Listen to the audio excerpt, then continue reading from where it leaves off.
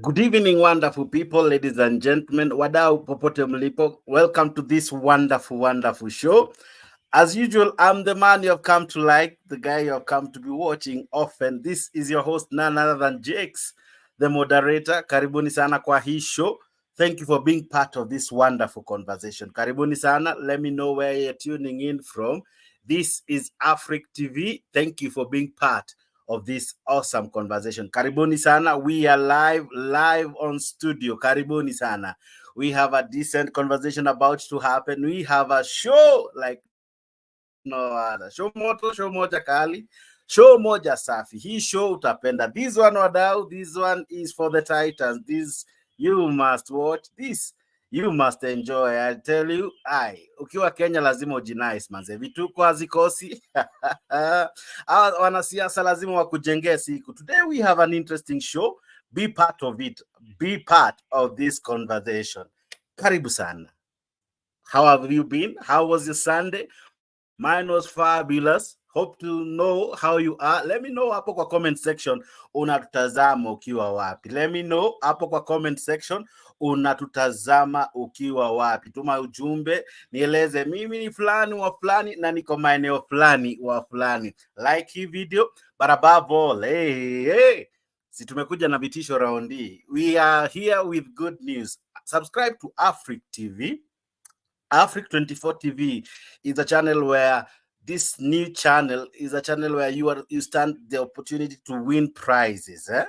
As you subscribe, you stand an opportunity to win prizes. So subscribe and see what this channel will do for you. There are great hampers coming around. We have great gifts to award those who subscribe to our channel. Subscribe and tuma comment so that we are able to see ukiwa umesubscribe. I see my friends wameshaanza kutuma ujumbe. Nijuze unatazama ukiwa wapi, nijuze uko maeneo gani. Karibu sana. This is Afric 24. Here we unlock the African stories. Here we make things happen. Here we discuss issues as they are. Leo imekuwa siku ingine interesting. I'll be telling you in a while what has happened. I'll be telling you in a while what has happened. But let me know if you are live with me. I see Brother Benson amejaja. Karibu sana. I see Mr. James ako ndani ya show. Karibu sana. I see jamaa anajiita Josule uko ndani. Leo Nyambaya na kuona. Karibu sana. Leo TV. I see you. My brother Benson, unasema uko hapo ndani. Unasema kazi safi wadau. Asante sana my brother. Subscribe to Brother Benson's channel as well.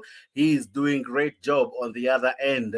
Asante sana wadau. This is Afric TV in conjunction with other media channels, including Mtembei TV, Mtembei Official, Afric 24 Facebook, and of course Leo TV. So join those and let us have a conversation. Hii show ni show yako, show kali, show fiti, show moto. Karibu sana. Let me know where you're watching me from. Nijuze unatazama ukiwa maeneo gani. Namuona hapa Gideon Kiptoo Lagat anasema jambo, hujambo Kiptoo. Karibu sana kwa show. Let me know where you're watching me from. Hapo kwa comment section. Cheza kama wewe, nijuze unanitazama ukiwa wapi. Like hii video both kwa Facebook na kwa YouTube. Ninamuona political strategist like hii video. Thank you so much political strategist. Namuona Peter Kibet amefanya ile kitu, asante sana. Joel Simiu amefanya ile kitu. Thank you my brother. Festo Lawyer, I see you. Thank you for liking the video. Nani mwingine like hii video? Joel Simiu nimekusoma. Peter Kibet amefanya ile kitu. Like hii video. Let me know where you're tuning in from. Namuona Jaid Saida ana like the video na ni asante sana. Namuona Peter Kibet naniambia you're watching from Muthaiga. Watu wa Muthaiga hamjamboni. Patrick Lumumba, I see you my brother. Karibu sana kwa show. Thank you for liking the video. Thank you for subscribing to Afric TV. Remember, subscribing to Afric TV gives you an opportunity to win prizes. Wow. You win by subscribing. The links are there. Just check hapo kwa links. Kukona link ambayo inakutuma moja kwa moja hadi kwa YouTube. Click on those links na unajikuta kwa YouTube there. When you subscribe, hey, tunakufanyia ile kitu. Yeah. Subscribe and comment. Subscribe and comment. Just say something. We will be able to see and get back to you. Thank you for the love. Thank you for the support that you have been giving us over the days. This is Afrique24, and as usual, I'm your host, Jakes, the moderator. Can we begin the show? Yeah. Ni juzi unantazama ukiwa wapi? Even before I play any clip, before I say any other thing, allow me to still appreciate you. Yeah, asanteni sana. This will be better. This will be greater than what you initially knew about our shows. Yeah, so stick around, subscribe, and watch what we do. Yeah, we had taken some degree of hiatus just to prepare, just to make ourselves better, just to polish. All for you, my friend, all for you, so as to make you enjoy and love our shows. Asante sana. Wewe ukiwa mahali ulipo, jiunge nasi. Of course, there's a link that will be coming down your way where you can be able to join us live on the studio. That link will appear on your comment section. Ukiguza kati ya hizo links, inakutuma moja kwa moja kwa studio. Pia ukiingia kwa studio, before uingie, lazima uwe umewasha kamera, umeandika jina lako, si lazima liwe jina rasmi, lakini ni kibwagizo tu la jina. Unaweza jiita jina lolote ambalo unataka tutumie katika show ili tukutambue. Zaidi ya yote, ukifanya hivyo, una click enter and then you find yourself uko ndani. Ukiclick your link, inakutuma place inaitwa StreamYard. Hapo StreamYard unafanya aje? Ndio unawasha kamera. Iko hapo. You don't need to Google, you don't need to download an extra camera. Don't worry, it is there. Kwa hiyo app ambayo umetumia kwa hizo links ambazo ziko kwa comment section. Alafu unafanya nini? Unawasha hiyo camera, right? Unawasha mic, correct? Unaandika jina. Simple, kazi safi. Alafu una click enter.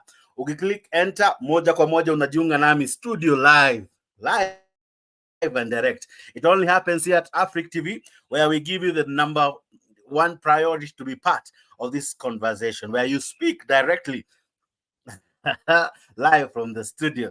Namuona Zuru Kenya uko ndani, asante sana. Nasema hi guys, Siaya is locked. Asante sana watu wa Siaya, karibuni sana kwa show. Watu wa Amerika karibuni, watu wa UK karibuni, watu wa wapi nijuze mahali ulipo, karibu sana kwa show. Wase wa Garissa mko vipi? Wase wa Mombasani Hawaii mko vipi? Asante sana watu wa Siaya, naona wameakilishwa vilivyo na jamaa anajiita Zulu Kenya. Sijacheza hata video lakini watu wanajaja. Tayari naona jamaa wamejaja, jimwae kupitia link ambayo umetumiwa hapo. So jui nianze na hao watu ama nianze na video. Lakini wacha kwanza nikujuze the reason why we have this show today. Uhuru Kenyatta ametokea. Uhuru Kenyatta is back, and he's back with serious moves, Ataki jokes roundy, Kenya Kwanza wamekuwa wakiblame all issues on the former regime, Don't forget this regime was a collabo in the previous regime, But there is a way wameweza kuji-isolate, wanasema shida tulizo nazo sasa ni shimo zilizochimbwa before. So Uhuru is back. I'll be playing for you some responses that he has said, and as well I'll be telling you some interesting stories. Unajua UDA wamepostpone their they have postponed their, what do you call it, their elections. They were to choose their officials and all, but they had to postpone. Someone was saying probably wanaanza kupoteza umaarufu huku chini. What do you think? Is UDA losing its popularity uko mashinani? We'll be discussing that and many more. Let me know where you're watching me from. Hii show yako, show fiti, show kali. Asante sana. Wadau.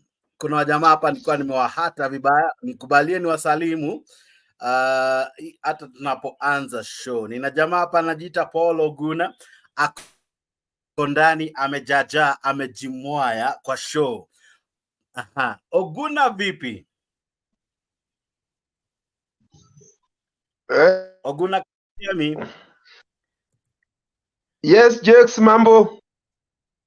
Niko salama, siku nyingi kaka, nimekukosa, nafurahi sana kukuona. Uhali gani kaka? Jakes bwana, we ulienda kufanya mtihani, ulienda kufanya nini ya college, utuambii dadi? Tuko sawa boss. Kumbe ulikuanga college huku tuambia. Mimi ni yule jamaa, Yes. lakini sasa nimerudi, nimejaja, nimerejea. Natumai mmefurahi kuniona kama jinsi nilivyofurahi kuwaona. Lakini zaidi ya yote, karibu sana. Uko vipi kaka?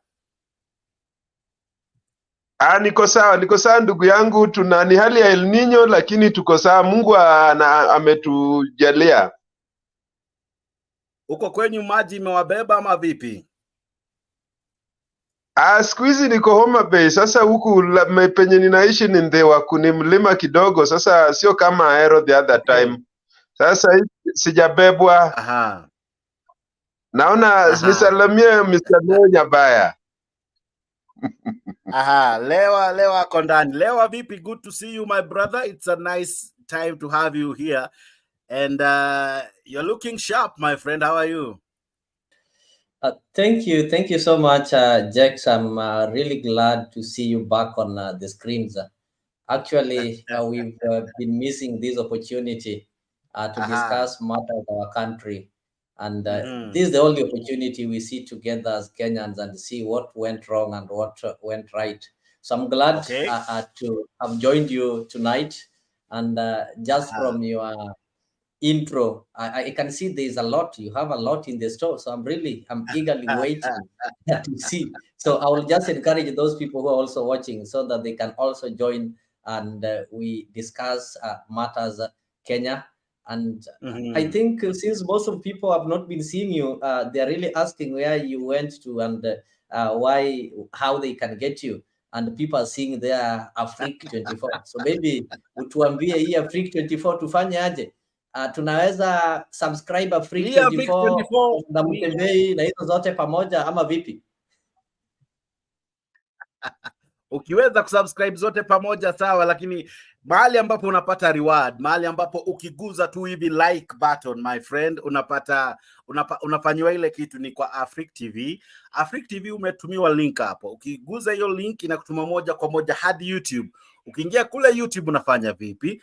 Una like, una subscribe, una hit notification bell ili wakati wote unaona Jex anaunda kitu kama hii unakuwa wa kwanza kujuzwa. So what do? Make sure you hit the notification so that whenever we are doing this, you are informed. And by the way, we are not just doing this, we'll be doing so many kinds of videos. I see my brother Deng Bull ametuma comment. Asante sana kakaangu, and I hope to see you on the show. He is also a long-time friend rather. Na asante sana. We have a lot. Tuna mambo kibao. Vitu ni kibao, masaa as they normally say, masaa ndio machache. Hata kama tuna struggle na maji, kama vile Oguna wana struggle na mvua na maji kuliko tunashukuru Mungu anasaidia. Karibu sana Oguna, karibu sana leo. Pia wewe unaweza jiunga na hao wandugu na pia wanadada ambao wanatujoin kupitia link ambayo inaingia hapo kwa comment section. Link inaingia kupitia comment section. Hiyo link ikiingia inakufanya ujiunge nasi hapa kwa studio. Guza hiyo link, hiyo link inakutuma moja kwa moja hapa kwa studio. Ukiguza hiyo link inafanya vipi? Inakusaidia kuingia StreamYard. Ukiingia StreamYard, asha kamera, asha mic, andika jina, alafu click enter. Moja kwa moja uko ndani. Zaidi ya yote, subscribe to Afrique 24 where you stand a chance to win amazing prizes, including our greatest prize happening just before Christmas. Nakwambia Christmas ya raundi lazima msee mmoja ajinice kuwa alisubscribe kwa Afrique 24. Did I say mmoja? Several. I wish I'll be one of them, because you know what? We will make sure tunafanya ile kitu. Of course Ruto amekufinya skatai. Ruto amefanya ile kitu, Gava imedu ile kitu. But hapa Afrique tutakufanyia ile kitu. Tutakuzawadi only by subscribing. Sinitaje wawili watatu bwana leo wale ambao wamelike ama unaweza nisaidia, lakini zaidi ya yote asante kwa kulike hii video, asante kwa kusubscribe asante sana kwa kusubscribe. Leo if unaweza tuambia kuna mtu amelike, hebu angalia. Jax, thank you so much. And to those people who are joining, I know most of you are joining through Mtembei TV, and maybe if you have not liked or subscribed Afrique TV, you can use the link there. It will take you to Afrique TV. And when you like or subscribe, the only way that we can be able to know it, you give a comment. Just comment there, and once we see the comment, Jex amejua jinsi atacheza kama yeye. Naambiwa kuwa serikali imetufinya. Hii serikali yenye tulichagua imetufinya sana, lakini Jex ameamua hata kama tumefinywa, na kwa sababu tuko msimu wa Christmas, tulingojea msimu wa El Nino, tukaambiwa El Nino hakuna, El Nino iko. Sasa hatukuwa sure, lakini msimu wa Christmas naye haiwezi ikaposponiwa. Naona atatupatia mazuri. Sasa ukiweza kulike ili niweze kusaidiana na yeye na tuweze kupatia watu zawadi. Umejua ni vizuri mtu akizawadishwa na kupunguziwa gharama kidogo, uweze kuweka comment pale, hata kama ni kuandika jina ama hata ni kuweka alama ya dukuduku pale, basi tutaweza kujua ni nani, alafu tukwambie jinsi ya kuzawadiwa. Asante sana Ajax. Asante sana. Vile vile ninaona kuna jamaa wamelike video hapo Facebook. Pia Facebook utapata Afrique 24. Google tu hapo kwa Facebook, join the group, follow the group rather hapo kwa Facebook. Naona James Mwiti amefanya ile kitu, asante kwa kulike hii video. Hesbon Otieno umefanya ile kitu, thank you for liking the video. Deng Bull, asante sana kwa kulike hii video. Patrick Lumumba, I see you. Saidea, I see you. Namuona Peter Kibet, namuona political strategist among many others ambao wana like hii video. Jacob Omoyo, I see you. Namuona nani mwingine? Like hii video, share hii video. Wadau, tuanze show Nimewahata, lakini zaidi yote lazima maisha yasonge na tusonge pamoja jinsi kulivyo. Ruto tulimpa time tulipotea kwa show ili tupe government time. Walisema tuwape time wafanye kazi. Sasa time imesonga, so we have to have a show and discuss what has been happening. Kulikuwa kuwe na uchaguzi, I think on the 9th of December, 2 weeks from now or a week or so from now, ya UDA. Hiyo imewekwa pause, wadau. Hiyo imewekwa pause. And rumors has it, right, that probably kwa ground mambo hayuko venye alikuwa during elections. UDA is no longer the popular party. UDA it's no longer the popular party. Wale ambao waliambiwa ni bottom up round hii, inabidi tu wakanyangie. Probably walimaanisha vitu ambavyo vilikuwa chini, vitu ambavyo havikuwa vikilipiwa, vitu ambavyo havikuwa vimewekewa gharama, vilikuwa vitolewe chini vikienda juu, right? Kitu ambayo ilikuwa 10 ilikuwa itolewe hapo chini pa 10 ipande juu mpaka mahali ambapo imefika sahi. Wale ambao hawako wakilipia ID walikuwa waongezewe kakitu tu, watoke kule chini wapande juu. Probably hiyo ndio ilikuwa bottom up. Mimi sijui. Nijuze hapo kwa comment section, na zaidi ya yote unaweza ingia kwa studio ili tuwe na conversation. Wadau, kuna vitu viwili ninataka kusema kwa haraka tu. Moja, kuwa kwa hii show ni free of charge, so don't be afraid, just come. Number 2, hii is the extension ya opposition. We are not here to campaign for Azimio.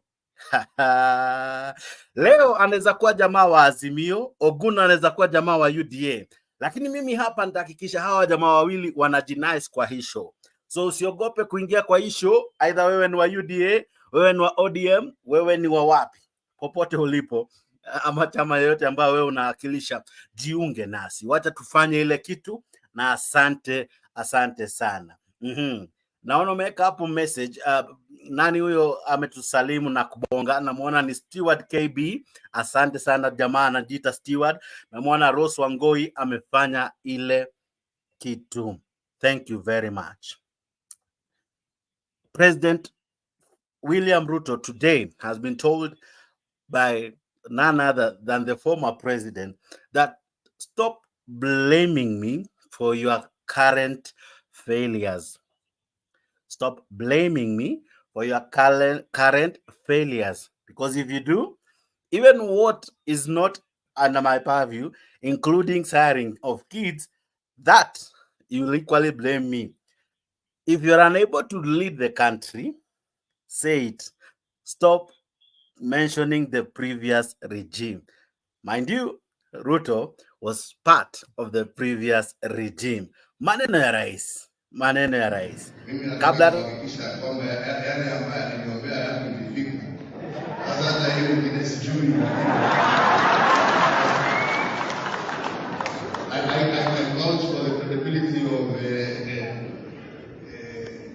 lakini na line inaenda. So muendelee who knows, only God knows, and it is God, and that is why we are here.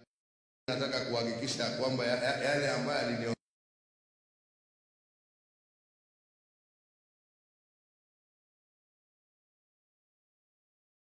Okay.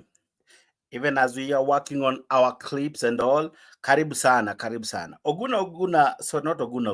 Paul Oguna. I know umesikiza hizi clips zimetrend sana leo ya jinsi Uhuru alirespond, kwa sababu tumeekelea sana the previous government. Tumesema walikopa sana, walifanya vituko kibao, niposa tuko hapa mahali tulipo. Kulingana na maoni yako ni yapi?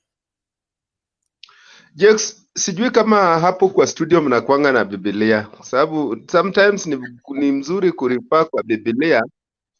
Umejua okay, najua kuanzia kesho ukuje nayo so that tunaweza weka reference kwa Biblia, na pia kuwa tukiangalia hata magazeti yenye zilipita so that tupate kile ambacho kinatendeka. Umejua Biblia inasema katika kitabu cha Isaiah, I think it's 3 from verses number 4 kuteremka chini 11 ikiliendelea chini, ya kwamba watu wangu wataongozwa na wanawake na watoto. Watu wangu wataongozwa na wanawake na watoto, na watu wangu wataongozwa katika njia ya mzaa. Biblia inasema ya kwamba ukiendelea kusoma hapo inasema ya kwamba enyi watu wangu mnapotea kwa sababu ya kutopata viongozi ambao wanawaelekeza katika njia inayofaa. I think it is Isaiah from 3 from verses 4 ukiteremka chini. Sana sana emphasis ni kuanzia verses number 11. But ukiangalia ile uchaguzi ambao tulienda Mr. Jakes, tulifanya makosa sana, kwa sababu in fact mi hata sahi mfano wa demokrasia, sababu demokrasia haitengenezi viongozi wazuri. Demokrasia inatengeneza comedians, watu ambao wanajua kuchekesha watu wenye wanajua kufanya kudanganya. Umejua mi hata ukiangalia sana sana wakati unaenda kutongoza mwanamke, mwanamke ukimwambia kwamba hauna pesa hata kubali umuoe. Hata kama Mungu atakubariki kesho upate pesa, mwanamke atakataa ya leo kwa sababu leo hauna. Sasa ukitaka kwenda kutongoza mwanamke unamdanganya. Rais Ruto alitudanganya na tukawa tumekubali na tukaingia box. Na kwa kusema ukweli, mimi najua hata ukiangalia Ruto, hata ukiangalia body language, hata ukiangalia Kenya Kwanza, hawa watu wameshindwa. Lakini sasa kusema kuita tu kutengeneza tu rally Uhuru Park na aseme ya kwamba jamani mlinipatia kitu lakini nimeshindwa, nimemshinda, hawezi fanya hivyo, anakuwa mwanaume. Lakini hata we Mr. Jakes ukiangalia vizuri mahali Kenya inaelekea, rais wetu ameshindwa, na si wa Kenya pia tukubali ya kwamba next time tukienda katika uchaguzi, umejua angalia nchi kama Amerika iko na ni nchi ambayo ni kubwa, iko na superpower, lakini hawachaguangi wa vijana. Walijaribu Obama akawaletea homosexuals, akaanza kuwaletea sijui nini na nini. Si unaona waliamua wakaleta Trump, na baada ya Trump wameleta Biden, na sasa hii is likely ya kwamba Trump ndiye anaweza rudia. Unafikiria hawa America population yao hawana vijana? Na kwa nini hao hawatakangi hizi nini za mzaa? Kwa sababu wanajua kuendesha nchi sio kama kuendesha gari. Kuendesha nchi sio kama kuendesha school bus. Unaona? Sasa ukiangalia yale ambayo tuongee kuhusu Rais Uhuru Kenyatta, na mimi nilifurahi sana. In fact hiyo kitu ilinitoa, ilibidi nilikuwa nimeenda mahali nikaingia YouTube so that nione live, kwa sababu nilikuwa nataka kuna hisia Kenya mzima, kuna hisia ya kwamba hata Uhuru sahi ako most popular kushinda President Ruto. Watu wengi sana hata Uhuru akisimama, kama uchaguzi unaweza ruhusiwa ya kwamba Uhuru anaweza simama, I tell you Uhuru akisimama ataangusha, atashinda, kwa sababu watu wanaangalia Uhuru na Uhuru alijua kuweka nchi pamoja. Uhuru alijua ya kwamba wananchi wakiwa na shida analeta subsidies. Na huyu jamaa aleti subsidies, lakini hebu angalia hiyo kitu ambayo imetendeka na kina Murkomen na kina Honorable Murkomen na Chirchir. Na uangalie Jakes wa Kenya wamechoka. Na sio ati I thank you kwa sababu umesema ya kwamba hii sasa sio ya ukabila, hii sio ya UDA, hii sio ya Azimio. Mimi niko na marafiki kutoka Rift Valley wengi sana. Na tunashare, tunaongea. Juzi tumekuwa kwa matanga Kapsabet. Na wakati nilisimamishwa kusalimia watu nikawaambia ati ninashukuru sana, mimi nimetoka Kisumu na huko Kisumu hapa Kapsabet nimeenda station. Nikapata nyinyi mnanunua 120, watu wakanichekelea kwa sababu kila mtu anaumia Mr. Jakes. Awe Mluya, awe Mkikuyu, awe Msomali, everybody is suffering. Sasa mimi nasema tu ya kwamba rais ameshindwa na asiweke blames kwa Uhuru Kenyatta. Uhuru Kenyatta alikuwa amemaliza yake. Fact hata leo katika ile rally alisema ya kwamba yeye amemaliza siasa. Yeye siasa yake iliisha.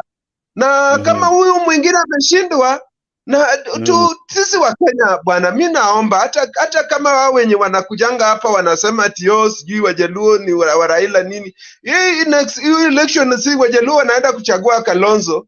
Hata ukianza kuangalia dalili, si tutachagua Kalonzo. Kalonzo sio Mjaluo. We don't support him because he's a Luo. We support him because we are supporting an alternative government.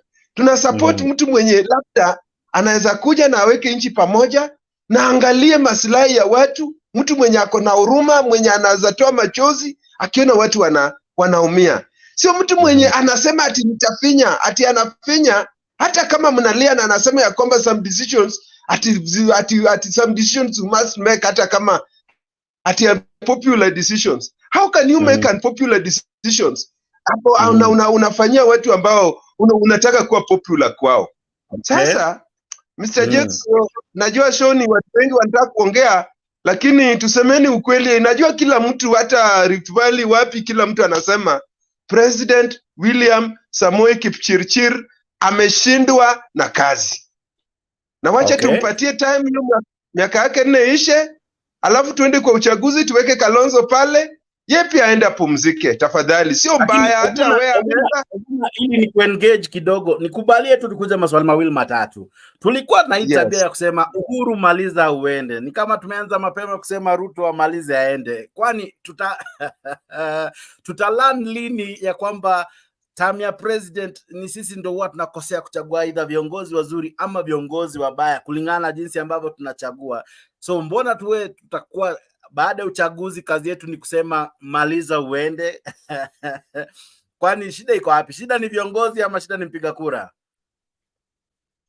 Makosa umejua makosa ya Uhuru maliza iende, Mr. Jakes. Makosa ya Uhuru maliza uende haikutoka kwa Wakenya, ilitoka Mount Kenya.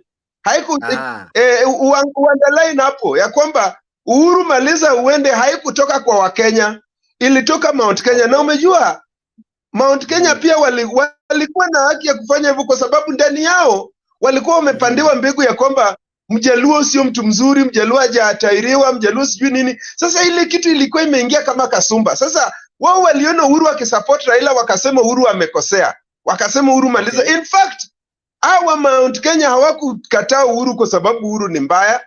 Juzi nimeona mtu ameongea kwa X ambayo ilikuwa inaitwa Twitter. Alisema ati sisi hatukukataa Uhuru kwa sababu Uhuru ni mbaya. Tulikataa Uhuru kwa sababu Uhuru alisupport Raila.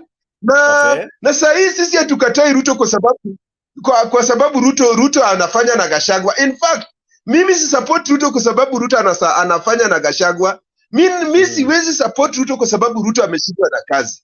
Na mtu yeyote ambaye ako na akili timamu Kenya, ambao anaona mbele, anaona kweli Ruto ameshindwa na kazi. Imagine Mr. Jakes, wewe labda wewe najua umejua watu kama sisi tunatembea ili tukule, na sometimes tuna move katika hizi mabarabara za matope na motorbikes. Na ukitembea utajua ya kwamba Wakenya wanaumia. Wakenya si ati mambo ya unga huku mahali niko, unga mahindi iko nyingi sana. Watu wanakula, watu wako na sima, wako na ugali. lakini ukienda kwa duka kununua mafuta, ukienda kwa duka kununua sukari, ukienda kwa duka kununua kila kitu, ile 1000 ambayo ungeweza kuenda kwa duka wakati wa Kibaki na urudi na Uhuru bag labda imejaza kitu, saa hii 1000 inanunua mkati ni 130. Huwezi kula mkati na blue yenye ununue nini margarine, ununue blue band nini, I mean ununue mkati kama uko na 1000 shillings. Huwezi. Na sasa kama mtu ako na familia. Yes. Shikilia tu hapo kidogo, naona umeungwa pamoja na jamaa anajiita Bruce, na leo pia ako hapa. Leo kidogo tu leo nikuulize maoni yako ni yapi? Unakubaliana 100% na Oguna, ama wewe kwanza unakanyangia unasema wacha tuone jinsi katatamba? Asante sana Ajax, natarajia kuwa unaniona na unanisikiza vizuri. First and foremost, allow me to welcome those people who are joining. Namuona pale Rose Wangoi Gitonga, kina James Wamboa na kina Travel with Fred. Travel with Fred, hatukupotea, hatuwezi achilia nchi yetu. Ndio kwa maana tumerudi kwa vipigo ili tuweze kuzungumza, manake mazungumzo kama haya yanaweza kuendesha na kubadilisha mienendo ya viongozi ambao wanataka kuongoza na kutupotoza. Ndio maana leo nilifurahia sana kumuona rais aliyestaafu Uhuru Muigai Kenyatta akijitokeza wazi. Na kwa kujitokeza kwa Uhuru alipoenda pale Mwingi kanisani, tunaweza sema mengi kuhusu kutoka kwake. I think this is one of the few public appearance since the elections were conducted. Most people thought that Uhuru have retired politically and he've gone to rest. And there are people who started saying that, you see, Uhuru alituachia hii mzigo, alijua ameshapeana Ruto na yeye ametoka ameenda kujistarehe pale UK. So his appearance, number one, I want to say, confirmed that he's still with Kenyans, and he's not going to let Kenyans fight alone. So his appearance speaks volumes, because immediately he spoke, and you'll be told that several Kenya Kwanza MPs were quick to respond to him. So meaning it was so important. And in his appearance, he also confirmed to Kenyans that he's still in Azimio. Kwa wale walikuwa nadhani pengine ashaingizwa box, ashapewa pension zake, ya ametulia, manake wanasema table manners, when you are eating, you should not speak with food on the mouth. He confirmed to them that I'm still in Azimio. And he also confirmed to William Ruto that I've been a president before. I know what is supposed to be done. As a president, when you fail, you don't need to transfer the blame to the previous regimes. You have all the instruments of power, everything that is needed. Sasa wacha panganga na uendelee na kazi yako. Sasa nakubaliana na ndugu yangu Oguna kwa kusema kuwa inaendelezwa vibaya. Na mahali ambapo sikubaliani na yeye, anatuambia kuwa watu wa Mount Kenya ndio waliambia Uhuru maliza uende na sio wa Kenya. And maybe swali naweza muuliza ndugu, watu wa Mount Kenya walisema Uhuru maliza uende na wakaimba Uhuru maliza uende. The same watu wa Mount Kenya walituambia Ruto ni mzuri na wakatuimbia pale tugo kirate ne tugo kire Ruto, na watu wakaamka wakapigia Ruto kura. So kama unaweza dismiss maneno ya watu wa Mount Kenya, basi inamaanisha tuko na shida. Watu wa Mount Kenya leo bado wanasema Ruto anaongoza vizuri na tumpatie muda na alipe deni za Uhuru alafu baadaye. So does he try to mean that watu wa Mount Kenya hatuwezi tukawapuzilia mbali? Kama walisema Uhuru aende na kila mtu akachukia Uhuru na wakasema Ruto ni mzuri na watu wengi wakampenda Ruto, basi inamaanisha hata leo wakizidi jinsi wanasema tupatie Ruto muda, basi Kenya itapatia Ruto muda. Asante sana kwa maoni kali, lakini hayo ni misemo tu ya wale ambao wameakilisha hapa. Lakini wewe ambao unatazama, msimamo wako ni upi? Tujuze hapo kwa comment section. Pia vile unaweza jiunga nasi moja kwa moja hapa kwa studio. Link inaingia hapo kwa comment section. Jiunge nasi, kuwa pamoja nasi kwa studio. Ni vipi? Una click link ambao umetumiwa. Hiyo link ukiclick inakutuma StreamYard. Ukifika StreamYard, unawasha kamera, unawasha mic na unaandika jina lako, alafu una join in live. Asante sana kwa kuwa miongoni mwetu. Wewe ambao unatazama, asante sana. Naona wengi wana like hii video. Nikubalieni tu wandugu, ni wasome ambao wame like hii video. Ninaye hapa jamaa anajiita Samuel Jelio, asante sana. Ruth Nyambuto, I see you. Shiko Felista, I see you. Leo, I see you. Gibson, I see you. Afrika pia tumefanya ile kitu. Zuru Kenya, I see you. Asante sana. Namuona jamaa hapa anajiita Leonard Bongoko, asante kwa kulike. Thank you my brother. Asanteni sana. Daniel Moreithi, I see you. Jacob, I see you. James, I see you. And many ambao wana like hii video. Like hii video, ni juzi unatazama ukiwa wapi? Share and like the video. Share and like the video. Above all, subscribe to Africa TV. Subscribing to Africa TV gives you an opportunity to win gift hampers, especially during the Christmas festivals. And I was told pia kuko na Jamhuri Day, yeah? So our first winners watatangazwa hiyo wiki, but over the days we will be announcing as well every day lucky winners of different prizes. How do you win the prize? To win the prize, you just need to subscribe to Africa 24. Subscribe to Africa 24. The links are there on your comment section. Unaingia kwa YouTube, una subscribe. Kwa Facebook pia unaweza join ama unaweza follow hiyo page ya Africa 24. Zaidi ya yote, click the notification bell. Clicking the notification bell makes you, whenever we have such and other videos like this, unakuwa wa kwanza kujuzwa na unajikuta uko ndani ya show. Karibu sana wewe ambaye unatazama. Ninaye jamaa hapa anajiita Bruce. Bruce, vipi, habari ya leo? Bruce, how are you? I hope you can hear me. Asha sauti ya simu yako ama ya laptop. Asha tu sauti kwa sasa ili tukusikie. Pia hatukuoni. Aha, naona umejaribu kuwasha kamera. Haya, sasa jaribu kuguza mic yako. Aha, very good. Habari ya leo bwana Bruce? Bruce, vipi, habari ya leo? Bruce, are you there? Okay. Now, ladies and gentlemen, you may be asking, why are we asking, or why are we discussing what we are discussing? This has been informed by this, yeah. Yes, Bruce.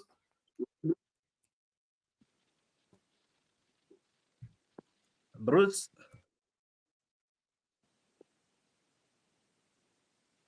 I think Bruce is having some problems in joining, so Yeah. alternatively he can exit and join afresh. Yeah, probably you can log in and log out and log in back. Okay. But even as he logs in and logs in back, I have my friend Anajita, Captain. I had a conversation with him earlier. Captain Sam Akondania studio. Captain VP. Asha.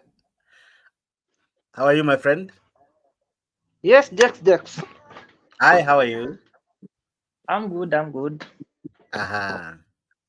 Unless you and everyone on the live coverage. Aha. Now, I'm sure you are able to see what the president said, the former president said, and equally the response from the UDA team. I'll be playing what they said just in a short while. But just as from your reaction, what do you think is happening? I think the president is trying to create awareness and is trying to show that the government, the government is trying to to blame the previous regime. I don't know how they jumped into that, because when you hear a whole ministry, like you saw the other day, Kipchumba Murkomen, the CEO, you saw the other day, trying to say the previous regime, the issue to do with the airport and all that. Then you wonder, now how does that concern the previous regime? And so the things the government is doing, you wonder, like, why do we keep on blaming the previous regime?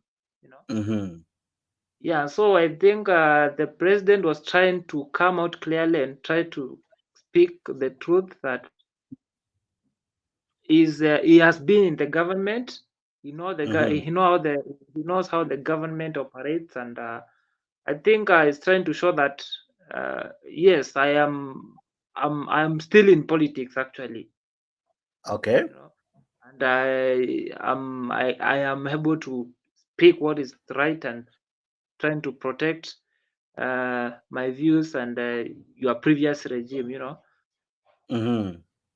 Yeah, so in my view, I think we would wish to see him in more functions.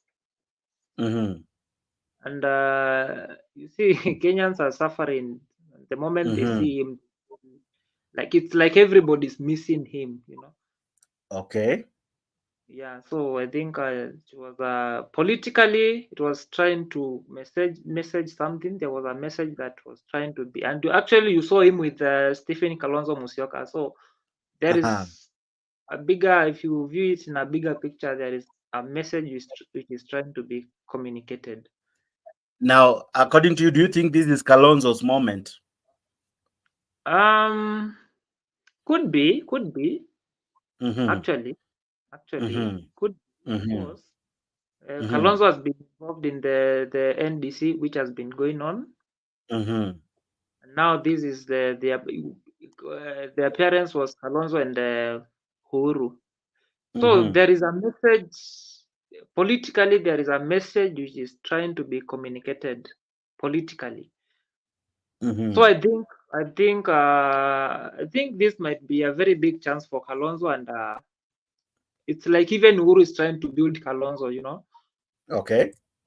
Yeah, so we cannot undo that fact.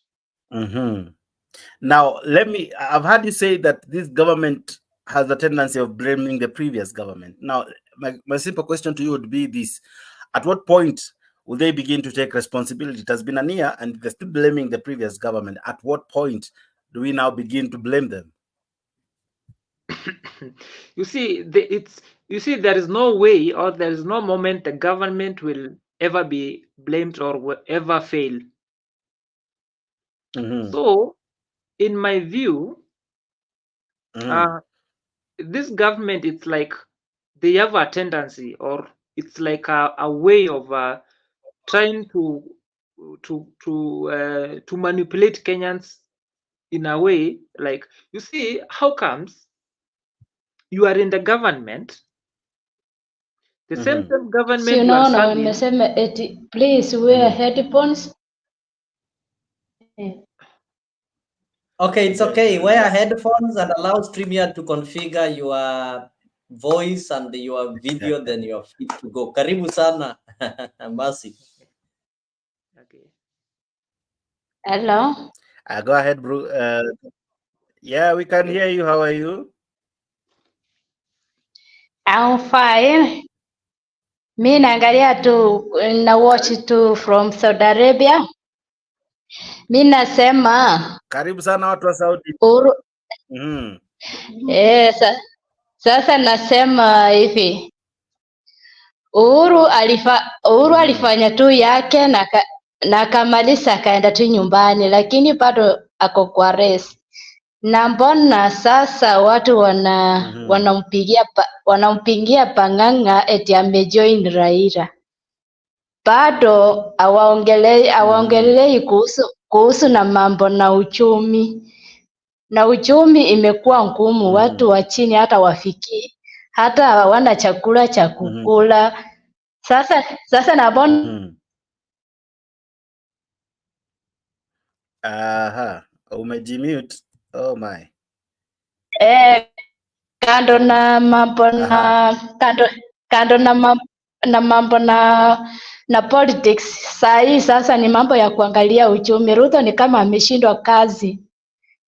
Sasa yeye hata angalii watu ya chini vile alikuwa anasema eti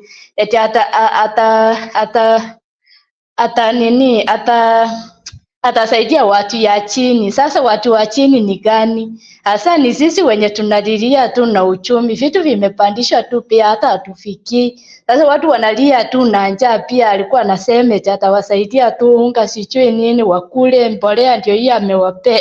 Hata hiyo mbolea haikuingi mahindi, inamaliza tu kabisa. Sasa watu waachane na mambo na kuongelea mambo na politics saa hii, hata hatujafikia. Eli waongelee na mambo na ushuru. Asante sana. Thank you. Asante sana kwa maoni yako, lakini swali tu kwa uwepesi, wewe unaona kama kurejea kwa Uhuru itasaidia Ruto aache kumblame kwa sababu ya failures zake kwa sasa? Hapana, hata si unajua Uhuru amesha maliza yake, hata kama hako na advice. Sasa Ruto ni heri aingilie tu Uhuru amuadvise vile anaongoza Kenya. Hivyo tu. Lakini Uhuru amesema yeye ako Azimio na yeye anajitambulisha kama mwana Azimio, so atafanya aje kazi na watu wa Kenya Kwanza, ilhali yeye amejishikanisha na Azimio, amejishikanisha na wana Azimio, right? Sasa atajishikanisha aje tena na Ruto, na Ruto anakaa kana kwamba hataki usaidizi kutoka kwa former president. Uhuru atafanya vipi kumsaidia Ruto? Sasa kama yeye hataki wacha aongoze Kenya vile anataka, lakini ajue next round hata achukua ushukani, ataenda tu nyumbani, aende huko Zugoi kwao, kwa sababu lazima mtu apate tu advice kutoka kwa mwingine. Kama hataki advice, aende tu akae amalize yake 5 na achiende tu nyumbani. Ni hivyo tu, hakuna Kenya. Sasa mtu utajuaje kulima shamba kama ujui, ungali mtoto mdogo? Lazima uonyeshe vile unalima shamba, ndio sasa ujue kulima hiyo shamba. That's what now Ruto hataki kusikia maneno kama hiyo. Ni hataki kusikia maneno ya wananchi, anataka kujifanyia tu yeye mwenyewe vile anajua, vile anapenda, lakini na hivyo si vizuri. Kulingana na wewe, unaona Ruto ataongoza tu miaka 5, uone akifika 10? Miaka 10 hapana, yeye ni 5 tu. Hata sasa ni nani mwenye atapigia tu? Yeye ni huyo tu mwananchi wa kawaida mwenye aoni maisha vile inampeleka. Huyo sasa ndiye ataweza mpigia amuongezee hiyo 5 ingine. Yeye leo lakini kwa wana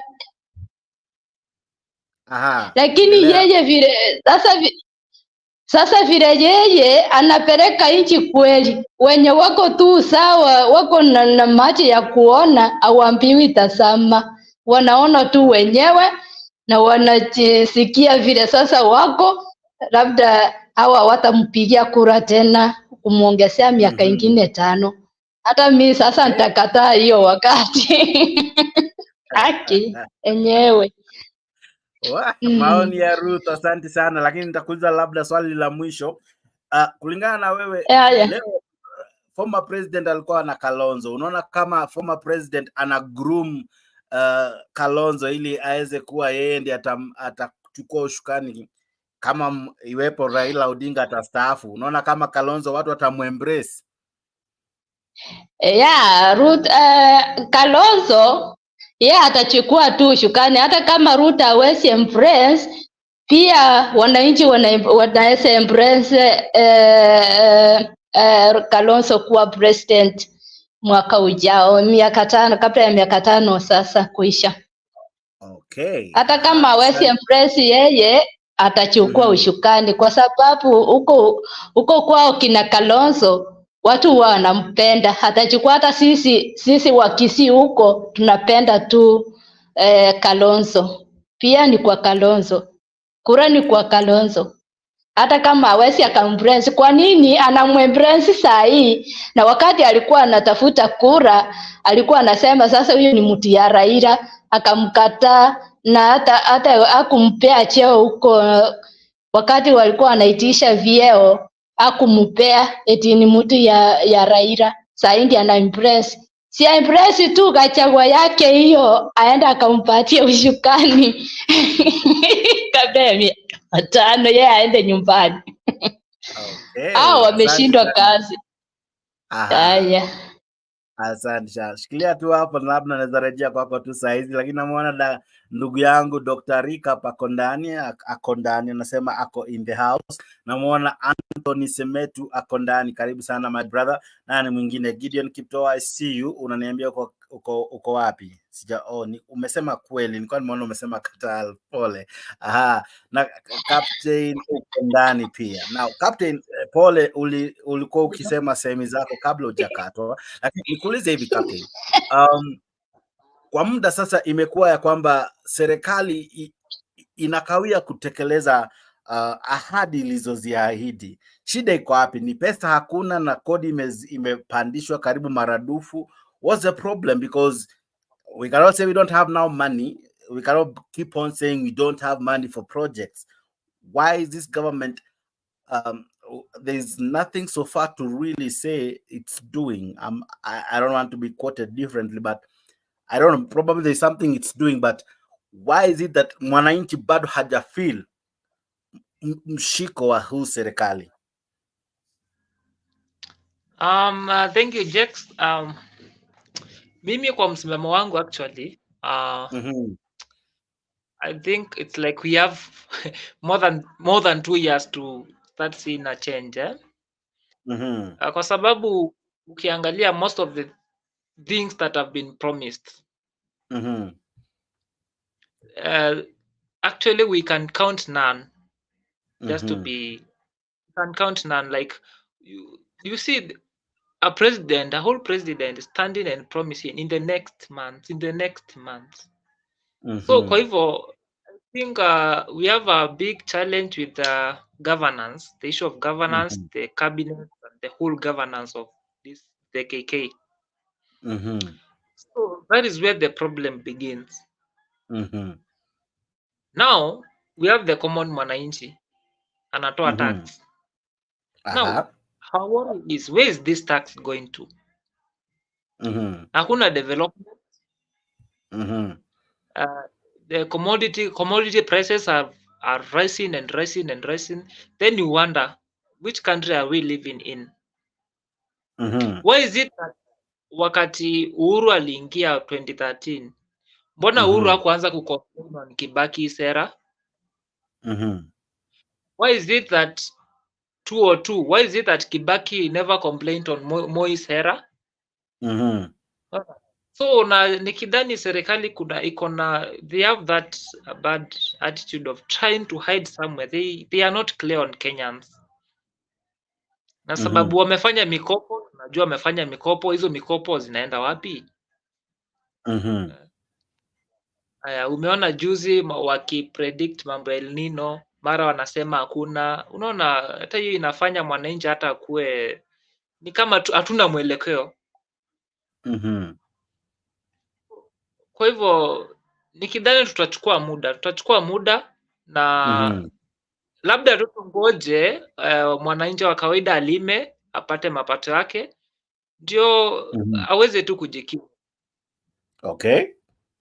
Sababu mimi kwa serikali sidhani kama kuna matumaini kwa serikali.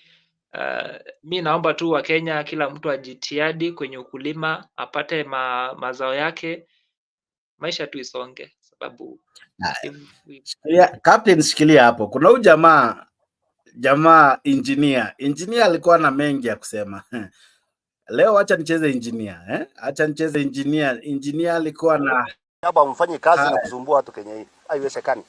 Na mimi nataka nikwambie Uhuru Kenyatta, na usikie kwa umakini. Tulikushinda kura tukiwa kwa kichaka. Wewe ukiwa na serikali na kila kitu. Uacha kudharau William Ruto. Hiyo yako ni madharau. Madharau mingi sana. Rigathi Gachagua ndio deputy president wa Kenya.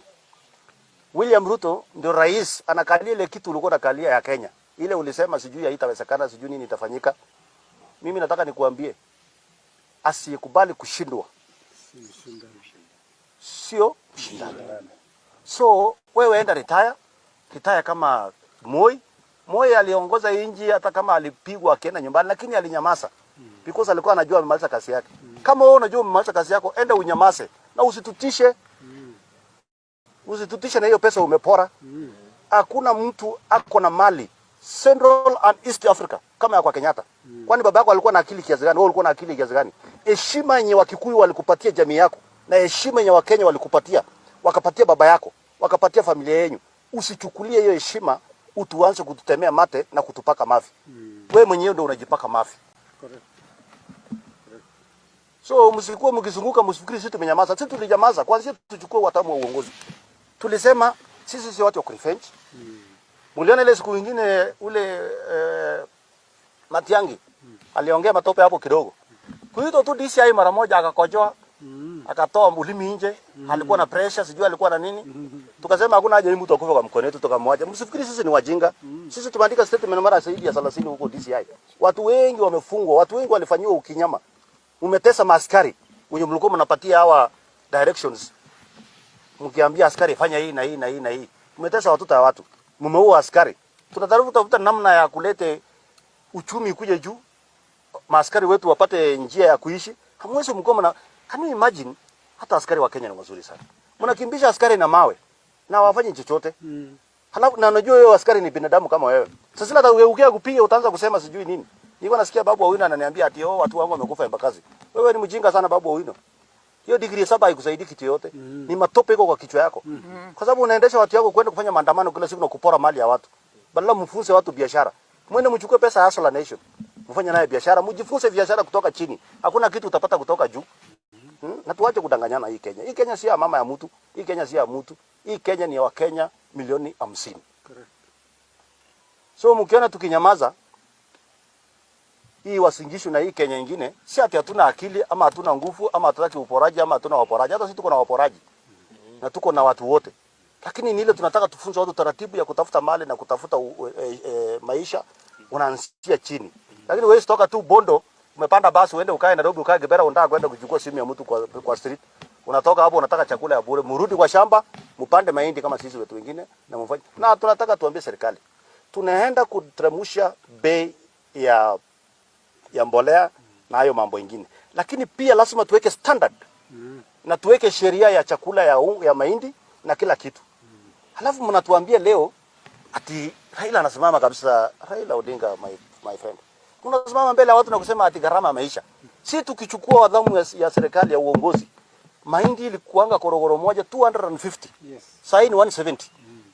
Na bado tutateremsha, na mimi najua ile kitu inakutisha sana. Unajua baada ya mwaka hii ile kitu inaenda kufanyika.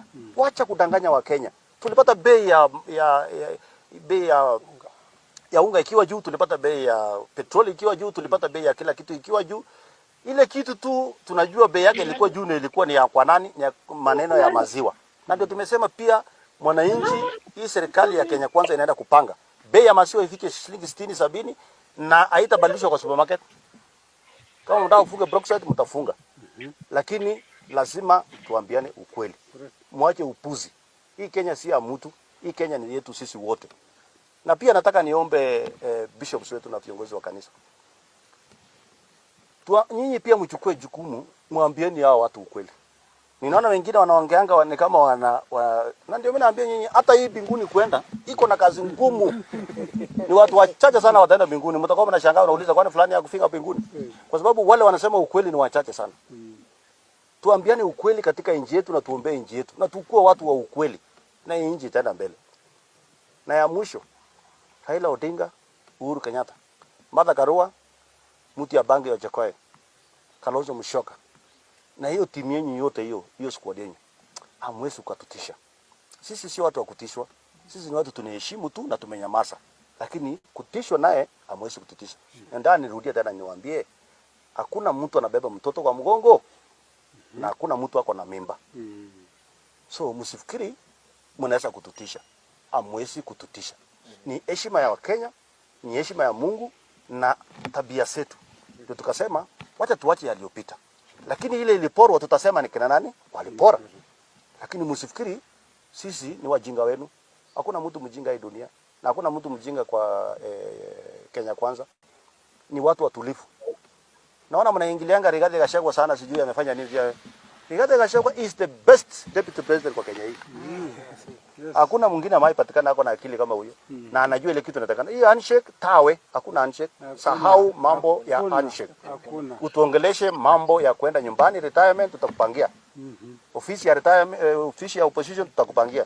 Lakini handshake sawa, hata ukitafuta wazungu, hata ukijifanya, unaona jana mnapigia wazungu kelele. Atajua. Wanakuja wazungu ni wajinga wamekaa Nairobi wajua nani wanaenda kushinda kura. Before kura ipigwe huku sikia wazungu wakiambia watu wao kwanza, especially from America, waliambia watu wao watoe Kisumu. Nafikiri walikuwa wajinga. Hawako wanajua kura inaenda upande gani. Mwache ujinga. Na mimi nauliza, wewe uibue mara ya kwanza, uibue mara ya pili, uibue mara ya tatu, mara ya nne, mara ya tano. You are a fool. Hata mimi nikiibiwa mara ya kwanza, mara ya pili, mara ya tatu, sio unakubali wewe ni mjinga. Sasa uibe kama inaibiwa. Na kama inaibiwa mlikuwa na serikali yote na kila kitu, sumuibe. Oh my goodness. Oh my goodness. This is Africa TV. Yeah. Yeah. This is I Africa think TV. this video is this kind of video we should not even be subjected to. Now, there's a reason I played it. There's a reason I played I know, it. I don't blame you, but the person who recorded the Sudi taking that video, that person needs to be arrested. When you see a Oh, madman my running goodness. naked and you feel him Oh. that, you need to be arrested. Oh my, thank you so much for being part of this. This is Africa 24, where we unlock the African stories.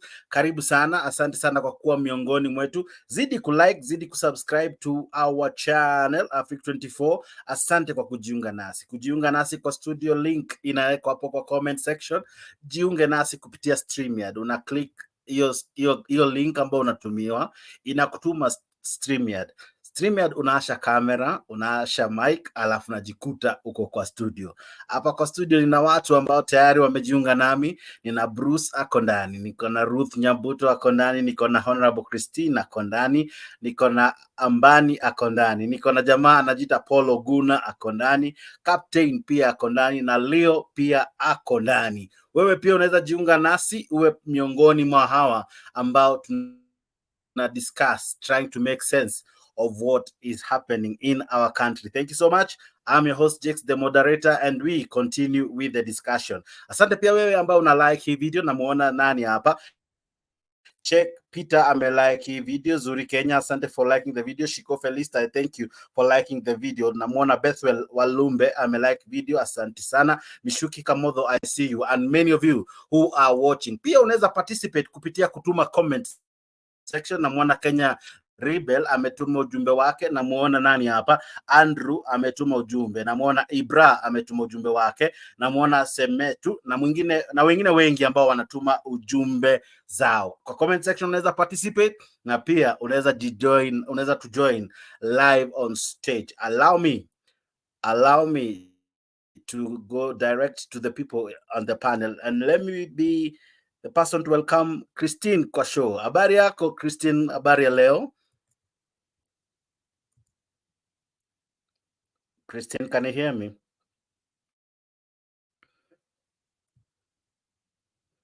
Oh my, Christine, are you there? Christine Abuto? Asha sauti yako tukusikie. Christine, are you there? Okay, even as Christine is working on her end, allow me to as well recognize jamaa anakuja na majina mingi sana but mimi namjua kama Ambani. Habari ya leo Mr. Ambani, how are you?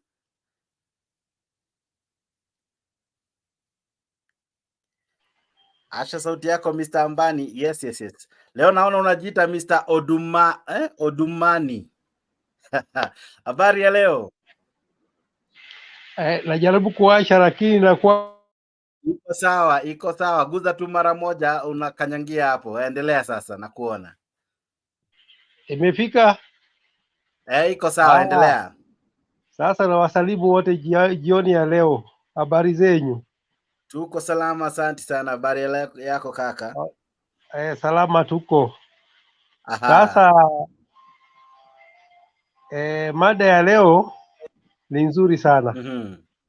Nimeona Sudi anajaribu kuongea sana. Wasijipige kifua. Kujipiga kifua, wasijipige kifua. Uongozi kila kitu kina mwanzo na mwisho. Tuliona utawala ya Kenyatta iliisha, tuliona utawala ya Moi iliisha, tukaona utawala ya Kibaki, tumeona ya Uhuru imekwisha, hata tutaona hii itakwisha.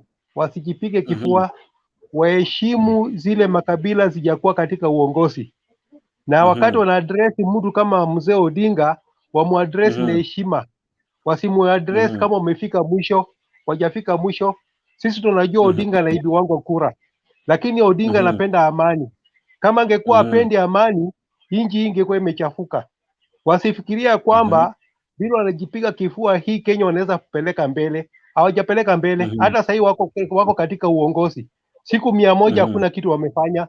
Kuna sakata ya mafuta, kuna sakata ya manyumba, kuna sakata ya nini. Iko sakata mingi katika hii uongozi yao. So wasione ya kwamba hao wanajua kutawala nchi hii. Wapatie pia kabila zingine nafasi za kutawala, utaona vile watatawala. Wapatie tu kabila zingine nafasi, watatawala. Lakini wasijipige kifua, wasijipige kifua hao wamefika mwisho. Utawala ni ya miaka 5 au miaka 10. Na wakati utawala inakwisha, watarudia tena hiyo utawala. Kuna ile kabila ingine itarudia hiyo utawala.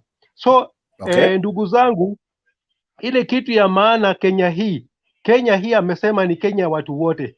Tukubaliane hiyo Kenya ni ya watu wote. So asione ya kwamba Kenya ni yao. Kenya ni ya watu wote. Waheshimu makabila zingine, waheshimu Kalonzo, waheshimu Odinga. Wakati ana address Odinga, asimuaddress kama ndugu yake, amuaddress yeye amemshinda umri, amuaddress kama mzee. Lakini hii mzaa hii wanachezea watu, mzaa hii wanafanyia mzaa hii ndugu zangu, hiyo sio mzuri. Hii serikali imewashinda kwa siku 100. Wanafikiria hii serikali, wanafikiria serikali ni kama hoteli. Hii biashara ya hoteli ndio unaweza kuendesha, lakini inchi iwezi kuendeshwa kwa majivuno, kwa kiburi. Wanafikiria hao ndio wamefika mwisho. Wajafika mwisho, watengeneze inchi. Inchi tayari imewashinda. Ikiwa okay. Ambani nikuulize, unaona shida iko wapi? Mbona inakuwa blame yote inatumwa kwa serikali iliyopita, ilhali anaiblame serikali iliyopita alikuwa naibu wa rais alikuwa naibu wa rais. Ni kama fast forward ati in the event Gachagua awe president, ati kesho yeye atakuja blame Ruto. Unaona kama sisi tunabebwa kimchezo ama shida iko wapi? Ambani? Okay. Ambani amefreeze. But same question to you, Oguna. The deputy president then is the one blaming the former president now. Shida iko wapi? Shida ni sisi, wanatubeba vipi jamaa? Oguna.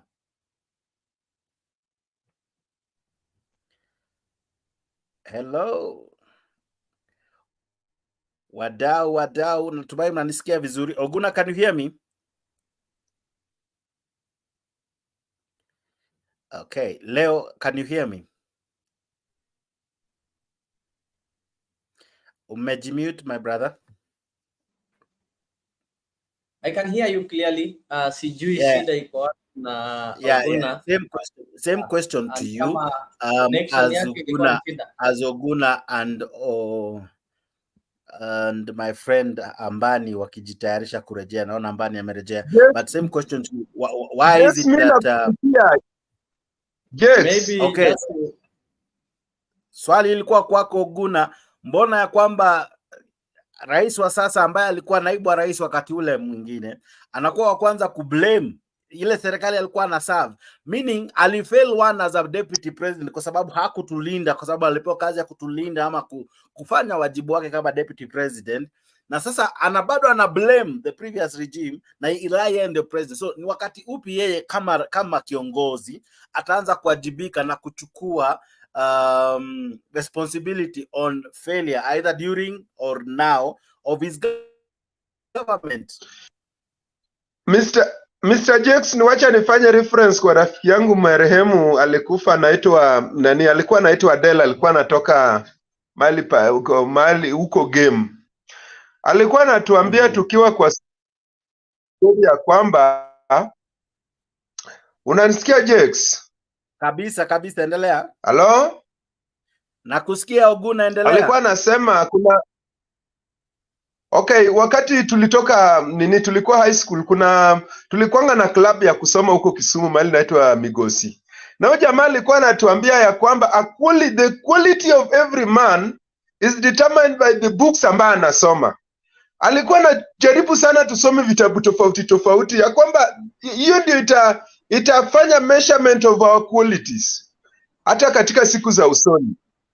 Unaona katika hii WhatsApp club ya Ruto, hii WhatsApp club ya KK, hao watu sio watu wenye wamesoma vitabu. Most of them ni watu ambao wametajirika kwa sababu mtu alimshika mkono. Somebody like Oscar Sudi, hata ukisikia naongea unashangaa kwa sababu huyu ni mtu hana historia. Oscar Sudi hana historia yeyote. Ni mtu amepata shortcut akapata mali, na ndio kwa sababu ulikuwa unasikia Mr. Matiang'i akisema ya kwamba we are almost electing cartels katika our system. Na okay, ukisikia kama wanaendelea kublame, mara wana blame Uhuru, mara wana blame handshake, mara wana blame Raila, unasikianga lazy man ana blame tools.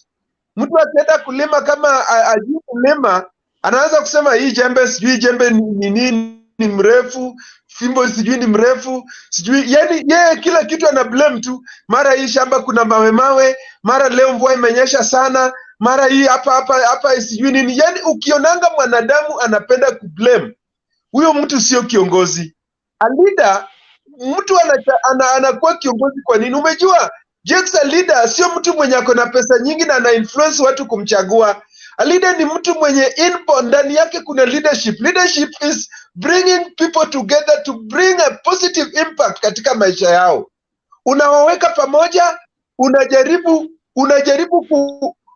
mnajaribu kutafuta suluhisho ya shida yenu pamoja. Alafu kila mtu anachukua responsibility. Kama kuna mahali haiendi mzuri, mnakaa chini mnajiuliza, wapendwa, hapa tumefika hatuendi vizuri, what can we do? Kila mtu anatoa mawaidha yake, alafu mnaangalia way forward, mtoke hapo katika hiyo mahali mmekwama. Lakini Mr. Jex, kama umenituma kama niko kwa nyumba na wewe ulikuwa umetuambia tupike chakula, na nikaenda kwa kitchen nikapata kama gas hakuna, lakini kuna jiko na kuna makaa. Do I blame you ya kwamba gas hakuna? Do I blame you ya kwamba jinsi ametuweka hapa kwa nyumba, sasa tuko na njaa lakini gas hakuna, ingawaje hapa kuna jiko lakini gas hakuna? Si mimi natafuta njia ya kuhakisha jiko, alafu tunapika chakula tunakula. Kama watu wanapenda kulaumu kila kitu, hiyo ni na Jex, hii kipindi wacha tuitumie pia itusaidie sisi wenyewe katika our personal lives, hata katika nyumba zetu, ya kwamba usiwahi blame mtu yeyote kwa maisha, kwa kitu ambacho hakiendi sawa kwa maisha yako. We mwenyewe jichukulie kioo, uangalie hizi failures zimekuwa, appreciate the fact ya kwamba we sio Mungu, na mwanadamu lazima kuna mahali anaweza fail. Alafu ujianze kujirejuvenate, angalia way forward, what can I do? Naweza fanya nini ili maisha yangu ibadilike, ili nisiwe kama jana, maisha yangu ya kesho isiwe kama jana. Lakini kama unatumia a lot of your time kublame wenye sijui nini, utablame hata Safaricom. Leo umejua saa hii wakati nimeingia katika hii live stream, nilikuwa nimeweka bundles sababu wifi yangu haifanyi kazi. Sasa kidogo nikaona notification ya kwamba bundles zangu ziko 75%, zimeenda 75%, kajiuliza na ndio nimeweka bundles. Lakini sasa sikutaka kublame wenyewe nimenunua core bundles. Mimi nikatoka kwa live stream nikanunua bundles zingine, ninaendelea na maisha yangu. And I hope tomorrow will be better. Labda Mungu atanipatia pesa ninunue bundles na Jex, bado tutakuwa na wewe kwa kipindi. Unaona? Maisha sio kublame mtu. Wezi blame, tutablame El Nino, to blame sijui nini, to blame nini. Mr. Ruto is simply not a leader. Kiongozi ni mtu mwenye anasema okay, tuko kwa hii. Sasa how do we go about it? Tukae pamoja kama Wakenya, tukubali ya kwamba tumelemewa, What is the way forward? Way forward sio kusimama kwa media, kwa TV na kublame Raila, kublame sijui Uhuru, kublame sijui wataanza hata kublame watoto wa shule. Watablame kila mtu kwa sababu uongozi haiko ndani yao. Na ndio maana ninawaambia mpaka saa hii, na I still insist on that, ya kwamba hata mimi Oguna, I would be a better president than Ruto. I tell you, I would be a better president than Ruto. Ningeweka watu pamoja na niwaulize, bwana, at this point katika historia ya maisha yetu tumefika hapa, what is the way forward? Je, atoe maoni yake, Mr. Leo Nyabaya atoe maoni yake, mwingine atoe maoni yake, tukae chini tuangalie what is better for us sisi wote, alafu tu kila mtu anakuwa na energy ya kucontinue. Umejua, when we give ourselves time we get that energy, that inner energy ambayo is God given. Mungu ameumba ndani yetu, ya kwamba anytime we come together and we discuss something, kuna uwezo inakuja ndani yetu ya kuendelea mbele na kupata matumaini. Na umejua sasa Wakenya wana matumaini kwa sababu wenye wanafaa kutupatia mwelekeo ndio wanalalamika, ndio wanalia, wanasema Uhuru ni mbaya, Uhuru si Raila. Na wewe wenyewe wameiba mafuta, wametumia ule mama Anne Njeri kuiba 17 billion. Tumeona ule mama leo ameongea kwa TV nikiona. Unaona mtu kama anaweza sanya tu 17 billion siku moja, just once, katika economy ya Kenya ambayo tuna budget ya 3.3 billion. Mtu anatoa 17 billion in a day. How watu Mr. Jakes, I still insist. Na bado nitasema hata nikipewa nafasi mbele ya Ruto, nitamwambia kuja kwa darasa langu ni kufundisha uongozi. Uongozi ni kuweka watu pamoja na kuanza kuangalia way forward. Sio kulalamika kuhusu jana niligonga mguu kwa mawe. Sio nikaa nikiuliza watoto, jamani niligonga mguu kwa mawe. Natafuta kala ninavaa, ninaanza kutafuta njia yenye watoto wanaweza kula, so that watoto wawe na matumaini. Jamani Mr. Jakes, so mtume kama uko na namba ya Ruto, mwambie akuje kwangu nimfundishe uongozi, kwa sababu hajui. Anategemea watu kama Oscar Sudi, mtu mwenye hakuwahi kanyaga darasa. Anategemea watu kama ule nini. Ukiangalia watu ambao Ruto anategemea Mr. Jakes ni watu ambao wako professional in nothing. You know, when you are surrounded by people who are professional in nothing, they don't know anything. Hawana any experience, hawakuchoma hata welding. Wanasemanga Raila alikuanga mtu wa welding, lakini wao hata welding hawakuchoma. Hawajui hata carpentry. Mtu alikuwa manamba, na hata manamba pia ni kama alipitia tu sababu alikuwa katela, alikuwa anatafuta shortcuts. Na Jakes, if you want to have a friend in life, usiwahi kuwa na rafiki ambaye anapenda shortcuts. Unaona, ukitembea na mtu na uone kama yeye maisha yake anatakanga vitu za kukata short, mkiwa kwa njia anakwambia bwana tuvuke tu hapa tutafika haraka, mwambie never. Uachane na mtu kama huyo, kwa sababu that man cannot make you experience what life is. Maisha inatakikana mtu mwenye pole nataka summarize. Ninaona Nyabuto pia anainua mkono, lakini wewe unasema ukiona mtu in life, malizia hiyo point. Nasema na hii wacha hivi tu hata darasa kwetu. Kama uko na rafiki yako, mnatembea na yeye pamoja kwa barabara, mnaenda labda hiyo njia ilikuwa ya mzunguko na hiyo mzunguko labda ndio ilikuwa njia mzuri, na yeye anakuambia ati hapana, huko tutazunguka sana, wacha tukate hapa tuvuke shortcut. Huyo ni mtu hataki muende mbali, kwa sababu umejua kwa hiyo shortcut hujui kuna nyoka, hujui hapo kulikuwa kumewekwa singenge, hujui shortcut hainanga vitu mzuri. Sasa Ruto amezingirwa na watu ambao wanataka shortcut. That's the major problem with our leadership in Kenya today. Mtu mwenye anataka awe tajiri in one day.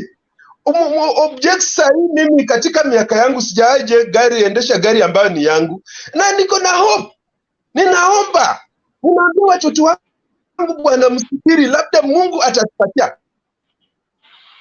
God, ukiweka hata mimi nimewahi kupika mkati, nimepika.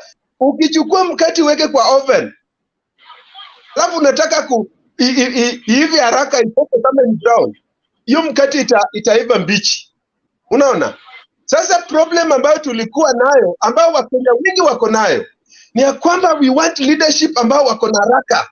Wanakuja wanatuahidi gorofa, wanatuahidi sijui nini, anasema ati bottom up, na hata ukianza kujiuliza what is the formula of coming from bottom to up? Sasa muulize mwenye amekwambia bottom up, mwambie okay, ushaniambia bottom up, what is the formula? Ataanza kukwambia ati mtu amekopa sijui Hustler Fund 500, ati sasa anakopa 4 million. Useless. Kitu ambao unaona mtu ananidanganya. How can you, unawezaje kukopa Hustler Fund 500 and in 3 months 4 months unakopa 4 million? Unaona? Kwa sababu tuko na uongozi ambao wanapenda shortcut. Na hiyo shortcut ndio kwa sababu tunalaumu. Unajua mtu Jex, wacha nikwambie, pole sana, nimekuwa mzee wa kushauri leo, lakini nakwambia ule rafiki yako mwenye anataka mpite shortcut, ukiangalia ule rafiki yako atakuwa mtu mwenye anapenda kublame watu. Ukikubali mpite hiyo shortcut, mkipita pale mbele mpate singenge ilikuwa imewekwa, atakwambia na Jex, wewe ulikuwa umejua hapa, mbona huku niambia? Ataanza kukublame kwa sababu ni mtu apendi vitu za apendi ku responsibility. Anyone who don't want to be responsible will always try kuangalia mtu wa kuwekea makosa. Okay. Haya, shikilia hapo shikilia hapo Paul, kwa sababu naona Nyabuto, naona wengine pia wanangoja, na pia kuna jamaa amejiita Omtata for president. Na pia naona ndugu yangu Geoffrey Mboro amejoin, Bruce pia ako ndani, Captain Leo na myself tuko ndani. Asanteni sana. Wewe ambaye pia unatuma ujumbe, unaweza shiriki kupitia ujumbe, unaweza tuma ujumbe, let's know what your sentiments are. Naona Kenya Rebel na wengi ambao wanatuma jumbe zao. Tuma ujumbe wako ili tuweze pia kusikia maoni yako ni yapi. Lakini yote 9 10 ni ya kwamba hii show imefadhiliwa na Africa TV. Africa TV ukisubscribe, ukishare, na ukiwa miongoni mwa wale ambao wanajiunga na hii channel ambao ni mbichi, lakini ni station ambayo imekuja na kujichocha kwa hali ya juu. Hii station inakuzawadia ya kwamba by Christmas utakuwa na shopping moja murwa, shopping ya kishua. Utapata shopping ya siku kuu, courtesy of Africa. Utapata more prizes, kuna more prizes, among others kutakuwa na a grand winner before Christmas. Of course kuna a grand winner during Jamhuri Day, but another one during Christmas. I'm telling you, you don't want to miss that opportunity. Hapo YouTube subscribe, kimbia hapo YouTube subscribe, tafuta hiyo nembo, hiyo logo ya Africa 24.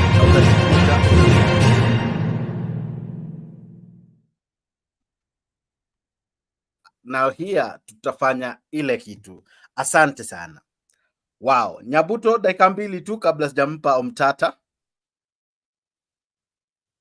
Asha mic yako Nyabuto, niliona ukininulia mkono.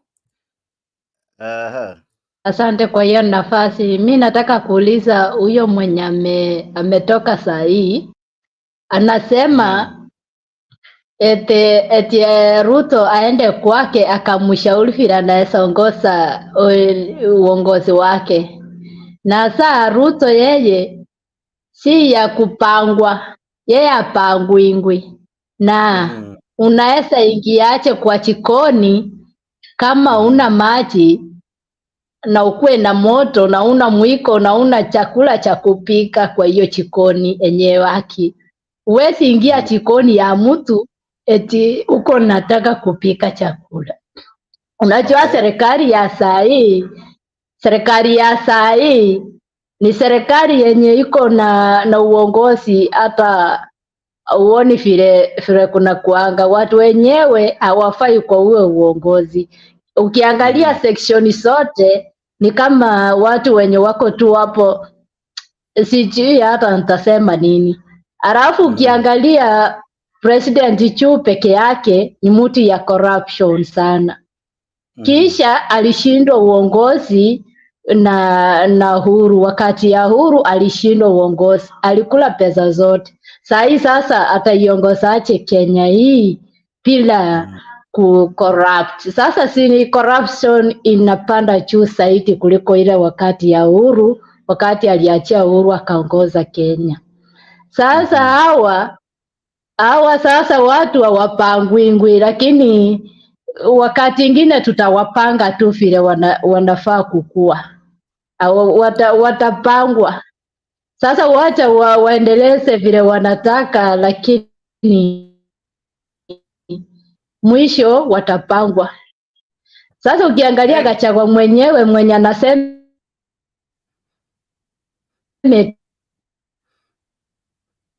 yeye ni mtoto ya maumivu, ni watu wenye wanaua watu.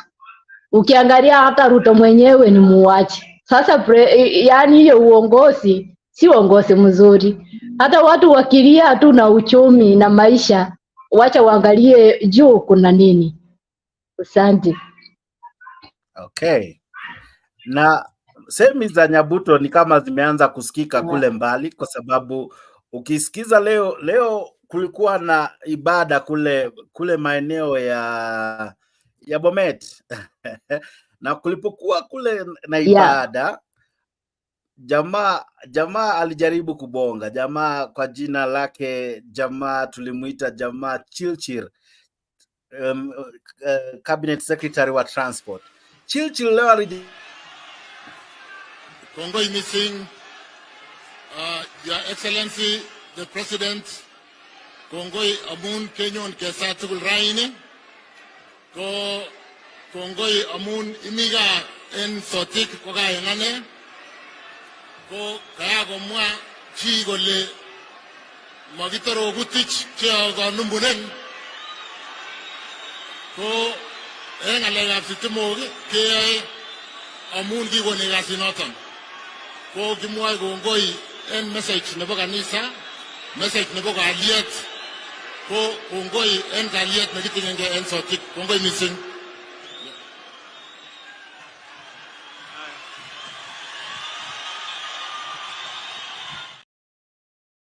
Kwambia leo jamaa by the name Chilchil alifanya ile kitu.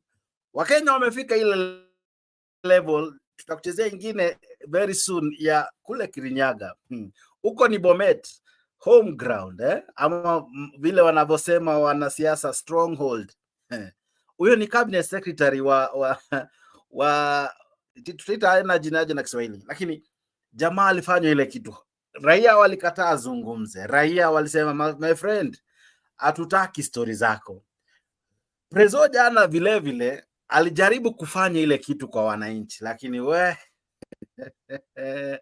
wananchi walimwambia bro, uongozi hautudanganya tena. Mpaka leo jana, alisema sitaki kuwadanganya. Mafuta ijapanda kwa sababu yetu. You know, I'll be playing those clips. But anyway, wadau, raia amefika mahali anasema unajua ni aje? Uongozi. Tufanyieni kazi, tuache blame. Sawa. Omtata vipi? Omtata for president vipi?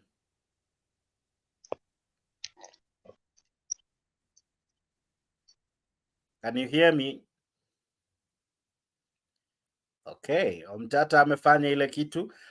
Ninaye Bruce. Bruce, sijui kama sauti yako sasa iko sawa? Nilikuwa na mshiki kiasi. Bruce, can you hear me? Yes, I can hear you. Very nice. I love your bass. Now, my brother, what do you make of what is happening? Yes. What do you make of what is happening from what I've played and what we are discussing? What do you make of what is happening? Mwananchi amefika mahali sasa asema enough is enough.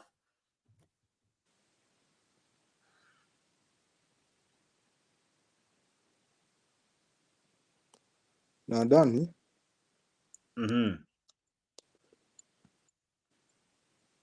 hii Ruto ataendelea tu. So tufanye hivi.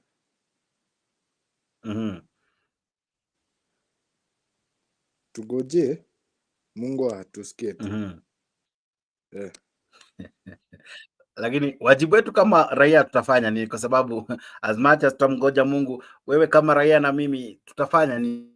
Tutaweza fanya nini ili kuhamasisha wengine ili tusijikute kwa shimo kama hii kesho? Ni nini tunaweza fanya kama raia? Tugoje tu hizo elections zifike.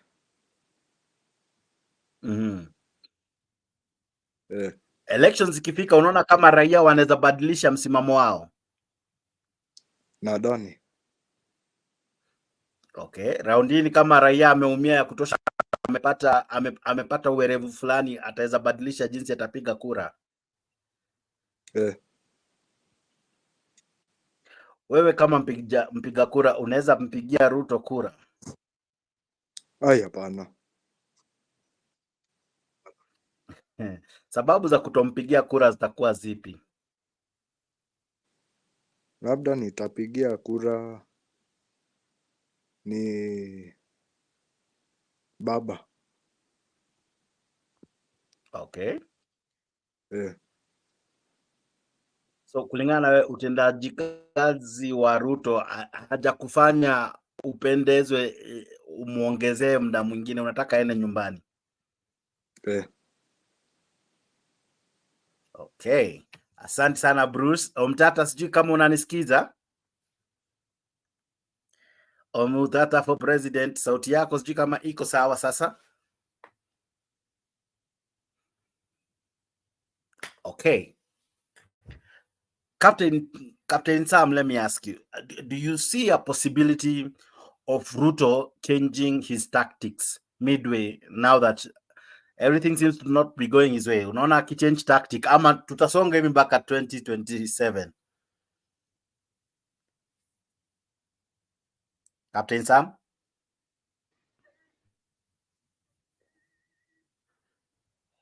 Naam, Jack. Good. Okay, thank you. Go ahead. Jack, unajua kwa msemo wetu, sijui ni quote kama ama utanipea hiyo nafasi ni quote kwa lugha ya kwetu ya kinyumbani. Quote tu tutajaribu. Leo akona degree ya kutranslate. Lakini huwa tunasema hivi, wajua hiki kidole cha kwanza kikizoea hiyo ya kupoint, kuna vile inazoeanga kunini uji kibaki kwa sufuria. So hivyo basi kuguza uji. Naam, so kuna ile ukipika uji, kuna ile unataka tu kuchovya kule. So msimamo wangu kwa hivi kwa rais, na ni mtu tunayemjua, tumemjua kwa miaka 10 za kwenye kwa previous regime, and then now he is the president, na tumejua vile amekuwa anaposimama pale anaambia wananchi, anazungumza, tunajua tu zile semi zake, na kwa hivyo ingekuwa ni mtu anabadilika, tungekuwa tunajua in the next 2 to 3 years angebadilika. Lakini hata sasa hivi niambie kesho sitachovya, na tunajua tabia zako, tunajua mienendo yako. Kwa hivyo itakuwa tu ni jambo la kusikitisha, na haitakuwa rahisi kila mtu kuamini. Okay. Kwa sababu kuna iko tunasemaga everything must justify itself before the judgment seat of reasoning. Unaona? Na tukiangalia hizi semi zake zote zenye amekuwa akifanya kwenye kampeni, hata to make the matter worse, wakati akaona serikali bado ile mtindo iko ya kupeana ahadi na bado hazitimiliki. Unaona? Kwa hivyo itakuwa ni jambo ngumu sana na linaweza kuchukua muda.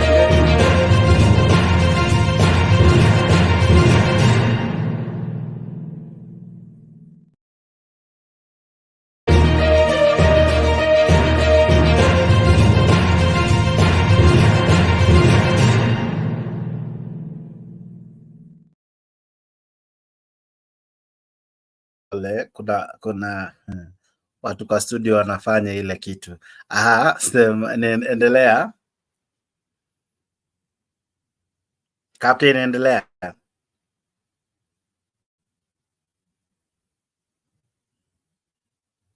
Okay. Even as Captain comes back, sorry for that mishap from the studio's end, but tunaendelea na conversation. Leo, let me come to you. There's something Captain is raising, right? That we knew him. We knew what he would say. We knew that he's the man who promised stadiums. Yeah, he said kutakuwa na mastadium zitajengwa. The first time zilikuwa 5, alafu during campaign akasema they have even decided to make it even more interesting or much better by increasing the number of stadiums and all. But unfortunately, walimaliza term kama some of the stadiums were not constructed.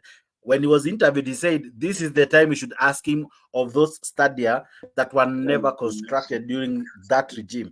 Now, that is just one thing among many other things. Now, let me ask you, sir. Mwananchi alikuwa na so many other options, right?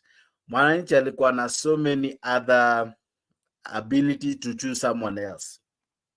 But somehow they chose the person who had a track record either of delivering or failure of the same.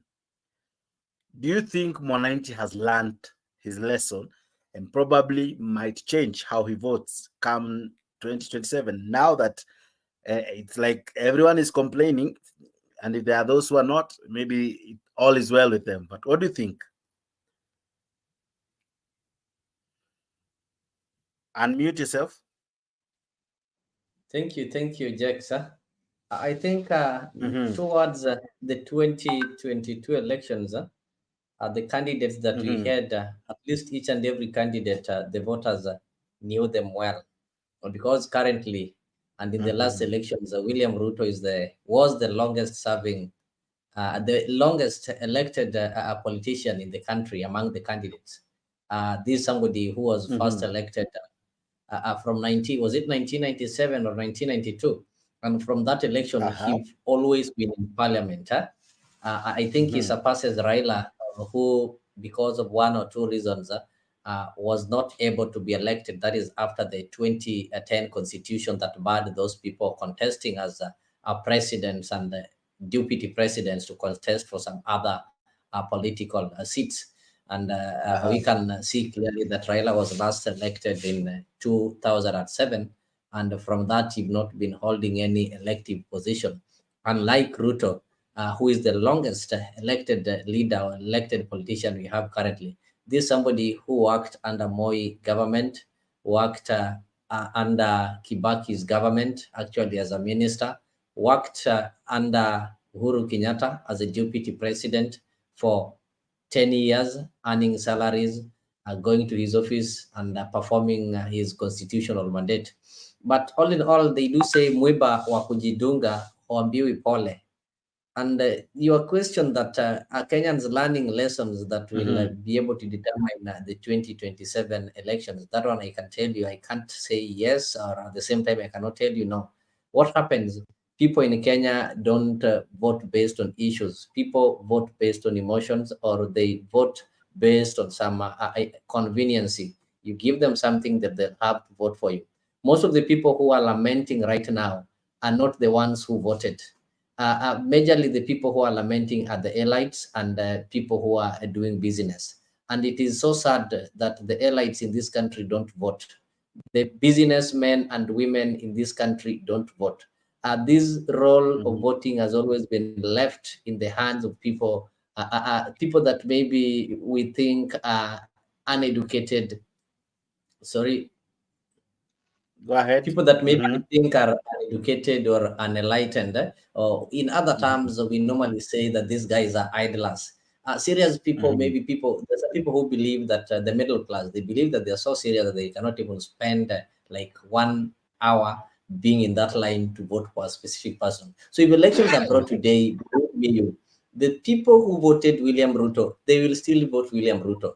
Simple reasons. They have nothing to lose. Number one, they don't have businesses. These are people, when you call rallies, they'll always be available. So the only thing that they benefit from politics is that money that they're given during campaigns. But after the campaigns, they don't have businesses, they don't pay taxes, their salaries are not deducted. If you talk of NHIF, they don't pay NHIF. If you talk of the housing levy, they are not going to be deducted the salary. They don't care whether the government builds these houses or the houses are not built. And they're the majority in this country. Majority are unemployed. Majority are people we say are illiterate, not because they wish and because the cost of education is high. So most of them are not able to go ahead with their education system. So they're the ones who are making this a critical decision of voting. So we still have a long way to go. You saw the president in Kirinyaga yesterday. Yes, the ground is really not good. The ground has shifted. People are not welcoming him the way they used to welcome him. But you could still hear some people clapping when he was giving more promises. So that one tells you that we still have a long way to go. So I don't know what is going to happen. And the only thing that can make changes is if me and you who can think and can vote beyond emotions and beyond your tribal lines and maybe beyond the token that you're given during campaign, we are the ones who can change this country. We are the ones Now, who can no, bring. I agree with you. I agree with you. But then again, the president barely had a convincing margin in his the previous election. Now, what he's doing now, is he widening the gap towards a win or a fall? I did listen to the president today, and I can tell you, as a matter of fact, I've never voted William Ruto, and I don't think I'll vote him whether he changes or not. Even if he changes today and he is confirmed to be an angel, I will still not vote him based on his history.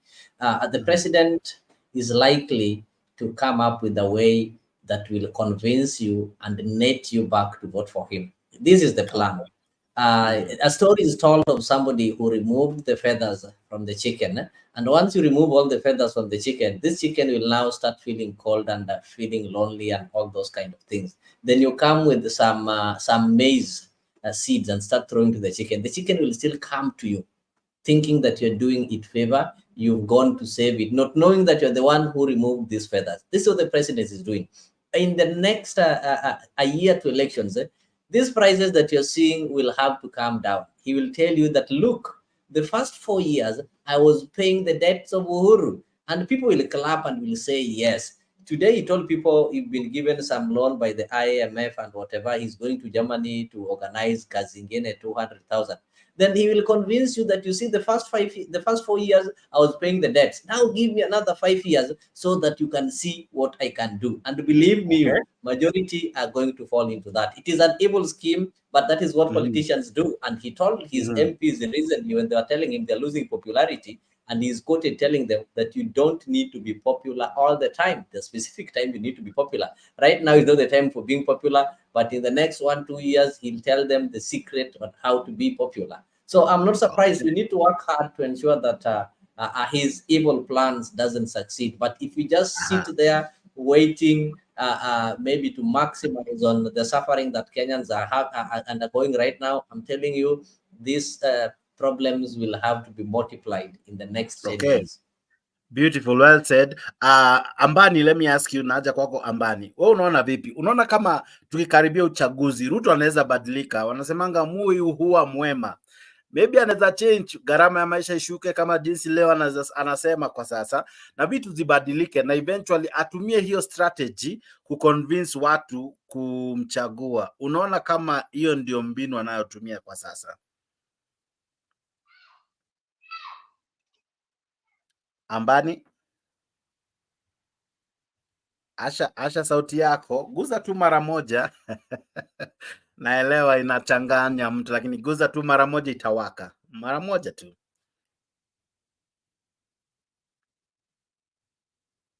Okay. Let me see if I can be able to help you from here. Oh my. But even as Ambani is working on his mic, I want to send a special thanks to those who are equally commenting hapo kwa comment section. Namwona Goodyear amecomment, unasema good to see the channel thriving, keep on the good work. Uhuru kept the whole thing on the plate for Ruto and Ruto ran with it. Joseph Chow, I see you. Uko ndani, asante sana. Simon Wanjala, I see you. And many ambao mna participate kwa comment section. Remember, subscribing to Africa TV channel on YouTube and as well following us on Facebook gives you a guaranteed chance of winning prizes. Remember this, that we are headed to festive seasons. Tunaelekea shamra za sikukuu na Jamhuri. Kwa hivyo kuwa miongoni mwa wale ambao wana subscribe, unapata nafasi murwa. You get a very awesome opportunity of getting some nice prizes. So subscribe to the channel, be part of the growth. Let us grow together even as we usher in this beautiful, wonderful station to the stage. Now, this station is for you, mwananchi. Hii channel ni yako, uliiulizia, sasa tumekuundia. Tumekuundia station ambayo unaingia, unachanganua mambo ambayo yanakuzidi, mambo ambayo yanakukera, kama ni serikali, kama ni upinzani, popote wewe unaposhabikia, umekaribishwa. Kutakuwa na vipindi muru ambazo vitakuwa vikikujia katika hii stesheni, na zaidi ya yote kutakuwa na mambo mazuri katika Africa 24. Join Africa 24 and be part of the growth. Africa 24, we are unlocking the African story. Be part of Africa 24. Subscribe. Share the gospel. Let this be your channel, number one channel. Ukiingia tu kwa internet, let it be the station you look for. Let this Africa be the station you look for. Asante for being part of this wonderful, wonderful campaign. Geoffrey Mboro, good to see you, my brother. I wish I could see you even more ukiwasha camera. But how are you, my friend? Hope you're well. Yes, sir, I'm good. I appreciate. Unfortunately, I can't see you. I wish I could. I'll come later if the show continues, but right now it's not possible. Okay, but can you say something? Are you in a position to do that? Yes, I'm in a position to say something. Thank you. Thank you very much, Mr. Jakes. I can see my good friend who is also a political rival. You see, he's smiling because he knows himself. We have never been on the same page. Okay. Yeah, Mr. But Leo Nyambaya. Makes you guys to be on the same channel, eh? Yeah, but the TV is very good. It brings us together. And we are able to reason together and to air our views. And that is the beauty of having such conversations. And I also believe that the people we elect, they are able to hear what Kenyans are saying. So it's a good platform because when we talk things here, if they are wise enough, they are able to read the mind of the people and act accordingly. So I feel good when people are free to talk whatever they have in their mind, because that is the only way we can build our nation. So the nation is built by those who support and those who oppose, as well as the debate. There cannot be a debate when we don't have people from different sides. Those who are saying, yes, the government is doing well, and those who are saying, oh, no, the government is doing nothing. So today, I beg to support the government and to say that as much as there are so many challenges that Kenyans are facing, we have to remember there are what we call the contributing factors. One, many challenges that Kenyans are going through are the same challenges that people across the globe are going through. Even where we are, things are very tough. And so I'm able to compare and see that it's not only in Kenya. Jakes, some of us have been in the transport industry. we have parked our trucks. We are not able to do business. We are losing millions of money because the cost of gas, especially here, is very costly. And not only that, I think many manufacturing companies that give us business, somebody's trying to call me. The companies that give us business, I think they are not either making profit or they have closed down. So you find that those people here in America who are in the transport industry, many of them have opted to park their trucks and go to other businesses. So economically, actually, I see in a few years to come, America will be doing very badly economically. And this happened when there was war during the time of George Bush. The economy went down. And when Obama came is when he tried now to lift the economy again. Yeah, that is what is happening globally. But I can say this, it is the work of the government to caution the people, to try not to make the lives of the common mwananchi harder. So I want to agree with Leo and other people who are saying the government is overdoing it. You know, it is okay to have measures to try to caution the economy, to try and restructure the way we have been doing things. But as we say, even the Roman Empire was not constructed within a day. You cannot build an economy by overtaxing people. It is okay to tax people, but don't overdo it. But I have a feeling that they are trying to fix the problem, which has been created over many years, but they want to fix it within a very short time. And that is the problem. So what should happen is that they should try to lower the cost of living, because people have the right to eat. People have the right to continue going to businesses as usual. So in Kenya, many people rely on matatus to go to work. When the fares are very expensive, I don't know how they are coping. So I just want to say it is the work of the government to listen to the people, and I support those who are criticizing the government, because I've been talking to people at home, and I feel like in Kenya the pain is too much than in any other place. So something ought to be done. The only area that I agree or I disagree with Leo is when he says the president has evil plans. I haven't seen any ill motive on the side of the president. What I can say is, yes, there are challenges.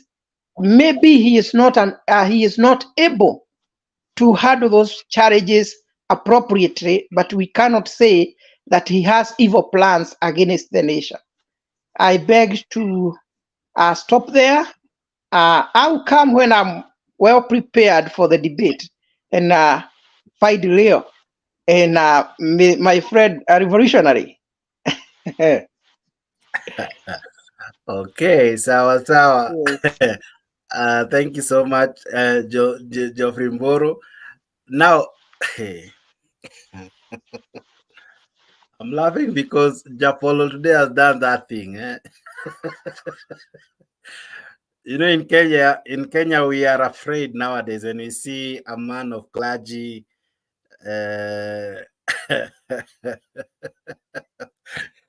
Oh my. Kenya Rebel, how are you? Good to see you. I like your outfit. I hope that means now you're a changed man. You will speak and spread the gospel. Hope it's the good news and the word of God. But the outfit really signifies that you have shifted to be a good man, right? But the hairstyle remains. The hairstyle He remains. is scaring Leo.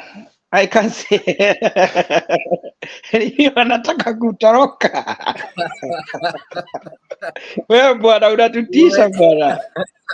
Have you opened a ministry? Probably you should tell us. I hope it's a good one. I think revolutionary. I just learned the art that in Kenya, for you to succeed, you just need to use religion. And when you see people, everybody wants to don the white collar, though I'm not saying he's just doing it for the purpose. He'll tell us about his ministry. Almost everybody is having a ministry. Ruto's wife is a prophetess. Gachawa's wife is pastor. Ruto himself is a deputy Jesus who can decide to postpone El Nino and bring back El Nino and do all sorts of things. So Kenyans fall fast when people come in these collars than when you come with guns. They won't get scared or they won't follow you. Japola's gone to heaven already. I see you. I don't know if you are taking the Lord's table because I see you drinking some stuff, but I hope it's not the Holy Communion. I hope we didn't find you in your service. But how are you? Sorry tunakuvamia sana, but how are you, my friend? Tafadhali, naona mko na machitani mingi leo, ndio maana nimeingia kuwaombea. Tuombee bwana. But I like that. If you want to follow my ministry, please go to Kenya Revolutionary in YouTube, type and follow, subscribe. You'll see all the ministry there. Utaokoka. So is it a church? Is it a channel? Are you the lead priest? Are you a clergy ministry? What are you? I am something called, I want you to Google this, Pontifex Maximus. Pontifex Maximus. Maximus. It's a Latin term. You left me at P, but anyway, go ahead, Japolo. Anyway, it's good to see you, Jake. It's good to see Jabaya, Jeff Rumburu, and Aficha Sura, sijui kwa nini. And I can't see the names of the people down there, but karibuni sana, santeni. I just wanted to say a few things. Unajua mpaka ni gwaruze Leo kidogo. Leo said that Ruto is the longest serving elected politician. That's not correct. In the last elections, Raila was first elected in 1987 in Langata. Actually, he gave a very good speech when he was in the Westlands.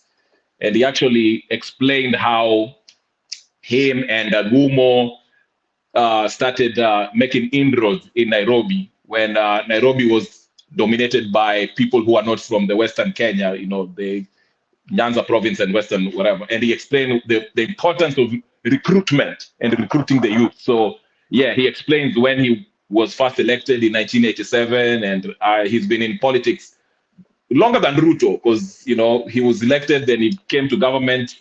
He also works for Moi. He works for Kibaki.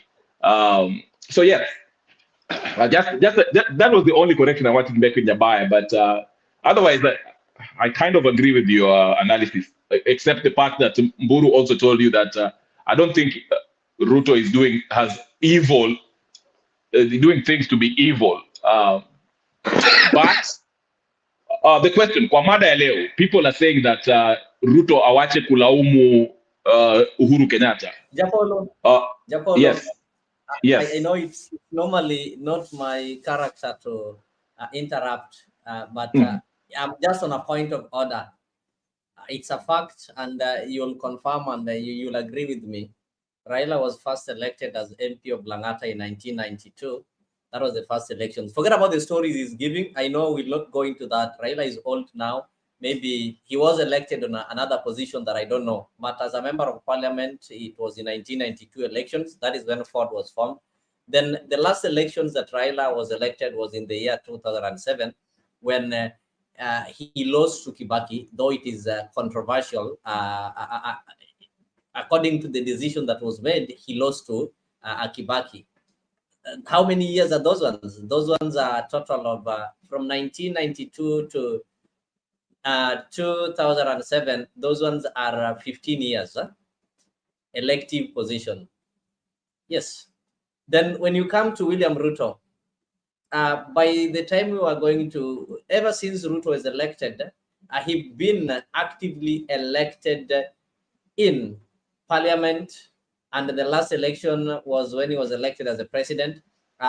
You also need to add the 10 years when he was elected as the deputy president. It is true that Raila was joined politics 5 years earlier than William Ruto. Okay. So when Ruto joined politics in 1997, remember Raila had 10 good years of inactive or elective position. So these 10 years, if you take away the 5 years that Raila was ahead of him, it gives Ruto 5 years ahead of Raila. So in the last elections, I said the longest elected, not the longest politician. I added the word elected. Unless you want to tell me Raila was elected in 2013 and in 2017. No. So you'll have to agree with me. You need to be a good listener. No. Maybe I didn't understand you. If you say elected, do you mean elected as in the people elected him, or was it in the government, appointed in the government? Is that, let's just, because those are two different things. I'm going to teach you English. We have elected and appointed. So elected is elected by people, direct election. Forget about these appointments like the coalition government. Okay. Wasn't elected. Yeah. Okay, stop there. So if you say elected by the people and you're arguing that Ruto has been longer than Raila in elected politics, is that what you're saying? Yes. Okay. Ruto has been elected from 1997 to 2022 without interruption. Raila was elected from 1992 to 2007. Then from 2007, he's never been elected. He's been attempting. It has never been successful, irrespective of how unsuccessful it has been. Okay. But the fact so, it has never been successful. Okay. So you're not counting the years that Raila was the prime minister or was in the handshake? Raila, the year he was prime minister, he was elected as the MP of Kibra. That is 2007 to 2013. Then from 2013, he's never been elected. For handshake, those ones were names and the cliches that were used. Did he have any portfolio? So those were cliches. Those are like political benefits. Just like he didn't have an official position, but we know he had influence. Of course, that's why Kenyatta was able to govern, because without Raila,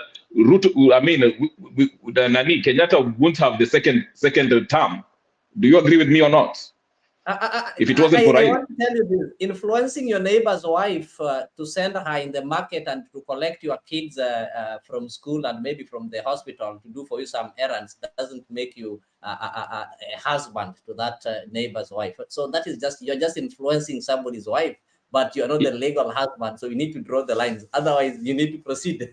Okay, but if I'm influencing your wife, then I'm taking the role of the husband. So I might as well be the co-husband. That's my argument. But anyway, what was I saying? Even Mada Leo. Okay. Mada Leo. Ruto is not necessarily blaming Uhuru Kenyatta for the past years. Okay, for the mistakes. The truth is, let's not run from the truth, my friends. I will keep this one, and I'm glad, Jakes, you're back. The mess that Uhuru Kenyatta made in the last 10 years, and I know you people want to say Ati Ruto was also in the government, he was deputy president. Ruto had no power in that government. He had no say. He tried, but he had absolutely no say. In fact, after 2017, he was he didn't even have a role, because his role was taken by that Matiang'i. Okay, so what I'm trying to say is this: the mess, and go listen to to Jimmy Wanjigi and Okia Mtata about SGR. SGR was initiated by actually it started by Kibaki, but the person who signed the loans was Uhuru Kenyatta. Okay, most of these loans that we are paying today are loans that were taken by Kenyatta. And we remember, what gets me is this, with my friends from Azimio. Now they want to tell us that Uhuru was such a good president, we miss him. In fact, if he comes back, we are forgetting how Uhuru was brutalizing people. I will pray for you. Huh? You're forgetting how evil Uhuru Kenyatta was. Uhuru was brutal, more brutal than Ruto. In fact, Ruto is a church boy. Okay? This huyu Kenyatta, it sent Mungiki to kill people in Naivasha and Kisumu. He was brutalizing us. Okay? Vile bei iko nanga juu, Raila was talking about ati mwende mkabweke huko. When things were going hard. Now they are telling us Uhuru ni mtu mzuri. In fact, I was laughing when Uhuru was talking today. Rudisha kamera nani? Ndio niongee vizuri. I need to talk to the church. Today when Uhuru Kenyatta was saying that he's not a con man, hataki kurukaruka huku na huku. In fact, I thought he was talking about Kalonzo because Kalonzo ni mtu anarukaruka huku. So I thought it was a shot on Kalonzo. But anyway, just to make the point, even though I agree with most Kenyans that Ruto has promised so much and that is not delivering a lot of things. But let's not forget, if you see them mentioning what Uhuru Kenyatta was doing, because if you understand the kind of loans and corruption, the money that Uhuru Kenyatta's government stole, if you just can grasp that, you'll understand the kind of deep financial hole we are. But now to come and tell us that it's Uhuru, if you don't want to know Uhuru is gone mad, he's telling us that he Azimio. Under Uhuru's Azimio, Jubilee has left Azimio officially. Jubilee is a standalone new party as we speak right now. Right or wrong? So let us not beat around the bush. When Ruto says that... ask some question. You asked a question, I'll respond to you. Go ahead. Question you asked about Jubilee, unless you are living in denial, Jubilee is still in Azimio. All the parties that are in Azimio, I'll explain it to you. I know you're a barrister. Okay.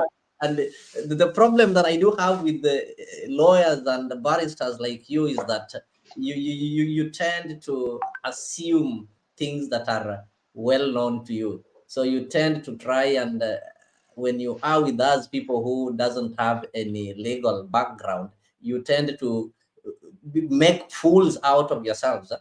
So, Japolo, this is what is happening. I've heard you saying that Ruto's powers, Ruto had no power as a deputy president.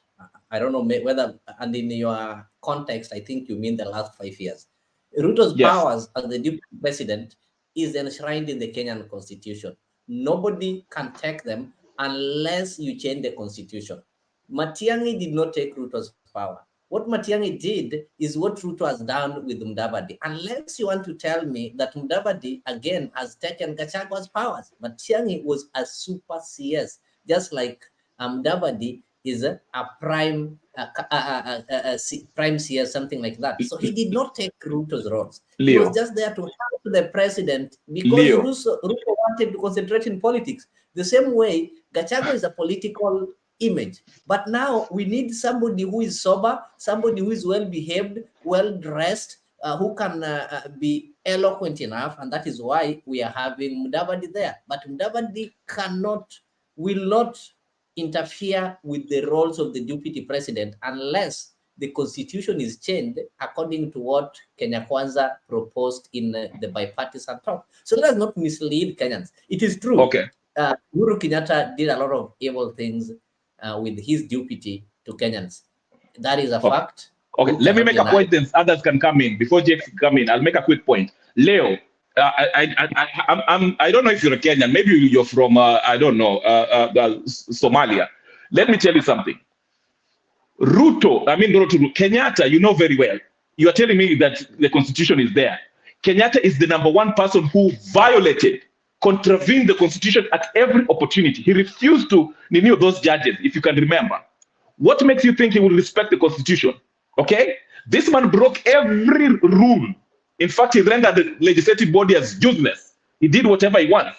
Shot that bodyguard for Ninio. So what I'm trying to say, in the first 5, you remember when Ruto Mombasa, he was alifukuzwa kwa ile nyumba ya White House, State House ya Mombasa, humiliating Ruto in public, and he still want to convince me that Ruto had power to do something. Matiang'i was thumping his chest in front of.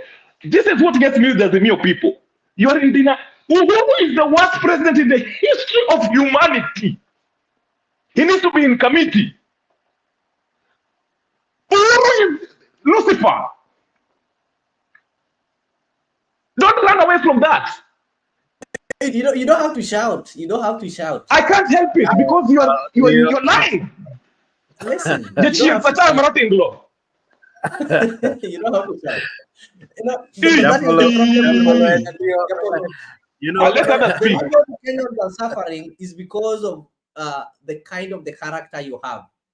Emotions. It is because of Uhuru. The money that he borrowed. He borrowed billions that he's supposed to pay for. The Constitution.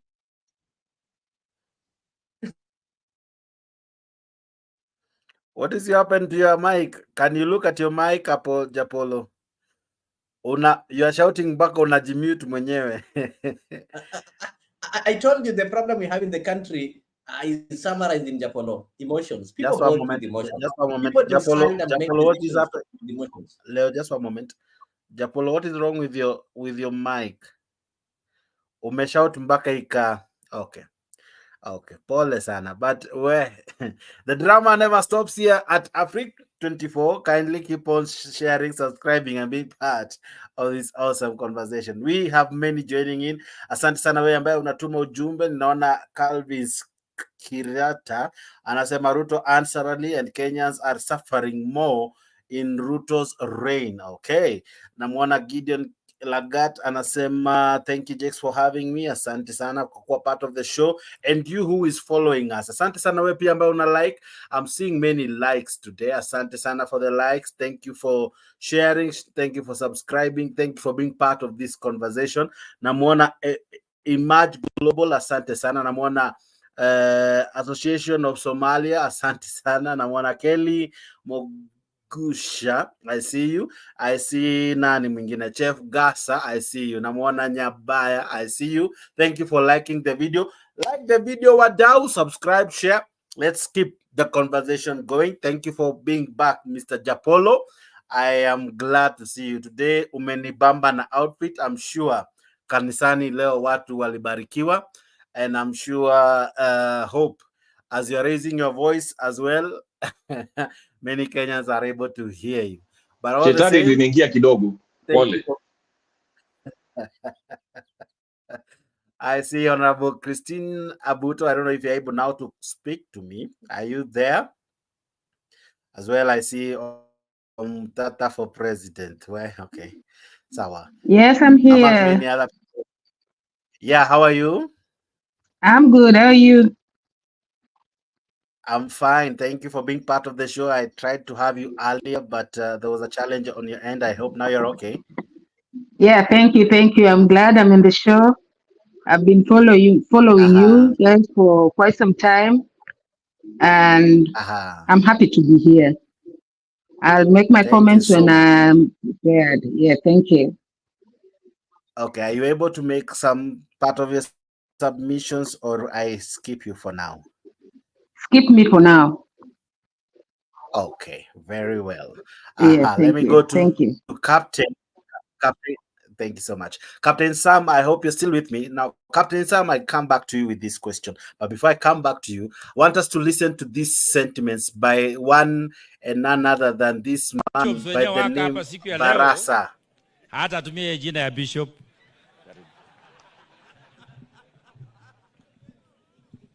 Asante sana naibu wetu wa rais, Mheshimiwa Rigathi Gachagua, spika wetu wa bunge la kitaifa Daktari Moses Wetangula, pamoja na gavana wetu wa Bungoma hapa, wajumbe wote na wananchi wa Mlima Elgon, Kekasta Yesu. Mimi nashukuru kuwa hapa. Kwanza kabisa nimepata lishe ya neno la kiroho. Na mimi nikikuwa hapa, mimi naitwa Arabu Muyei. Unajua baba yangu alikufa mwaka wa 1991. Mimi nilikuwa na miaka 5.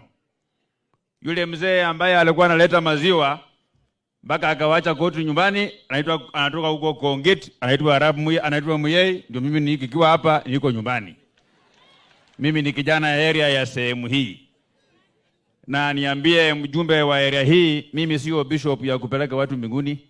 Mimi ni bishop ya kuunda maneno ya Bungoma hapa, mambo ya mbele hapa ambaye yanakuja hapo mbele hapa. Na kia hiyo imejulikana wazi kama hiyo.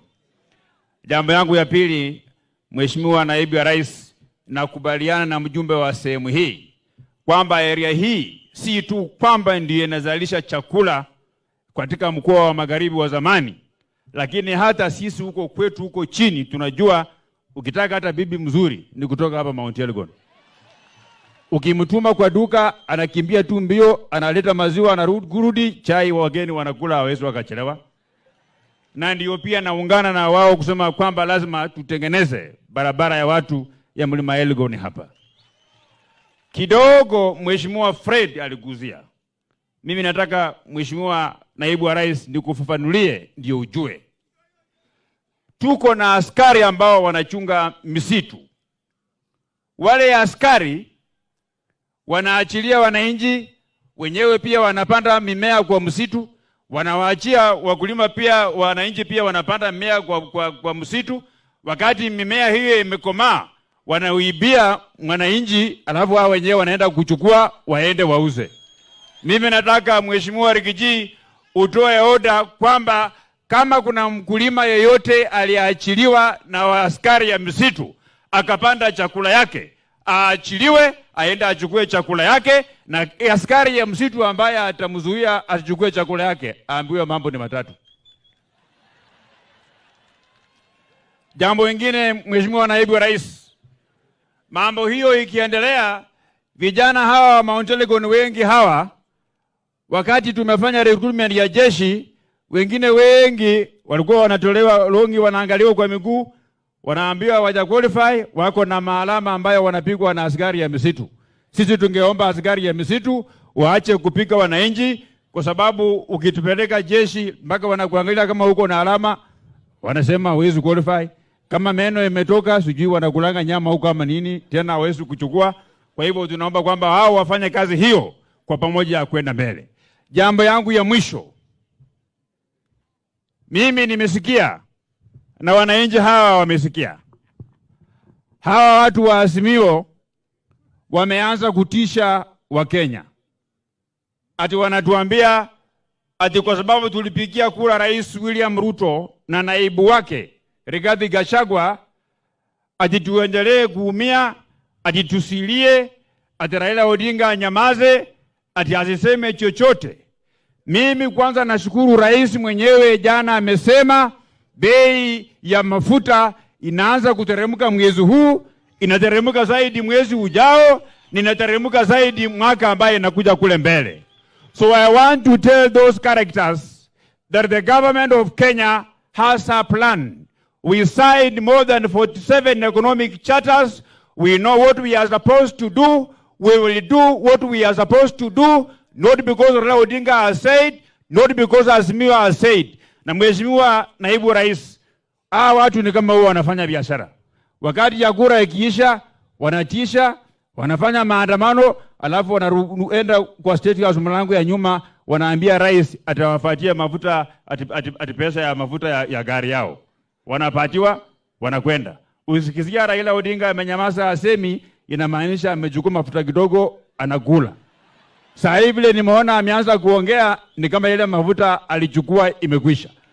Mimi naomba wewe Bwana Rigiji, kuanzia leo kama iko mafuta Raila Odinga anachukua State House, funga hiyo mifereji kabisa, chukua hiyo mafuta uletee watu ya Mount Elgon ujenge barabara. Mungu awabariki.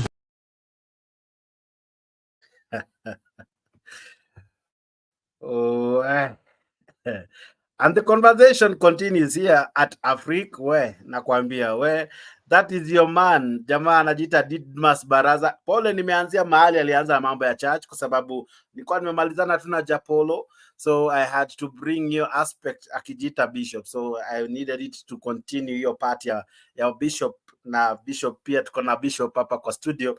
But zaidi ya yote, asanteni sana wewe ambao mnajiunga nami, nyinyi nyote ambao mnajiunga nasi, karibuni sana kwa hii show. This is Africa TV. Here we unlock the African story. Continue subscribing, continue making this your number one channel. Karibu sana, karibu sana.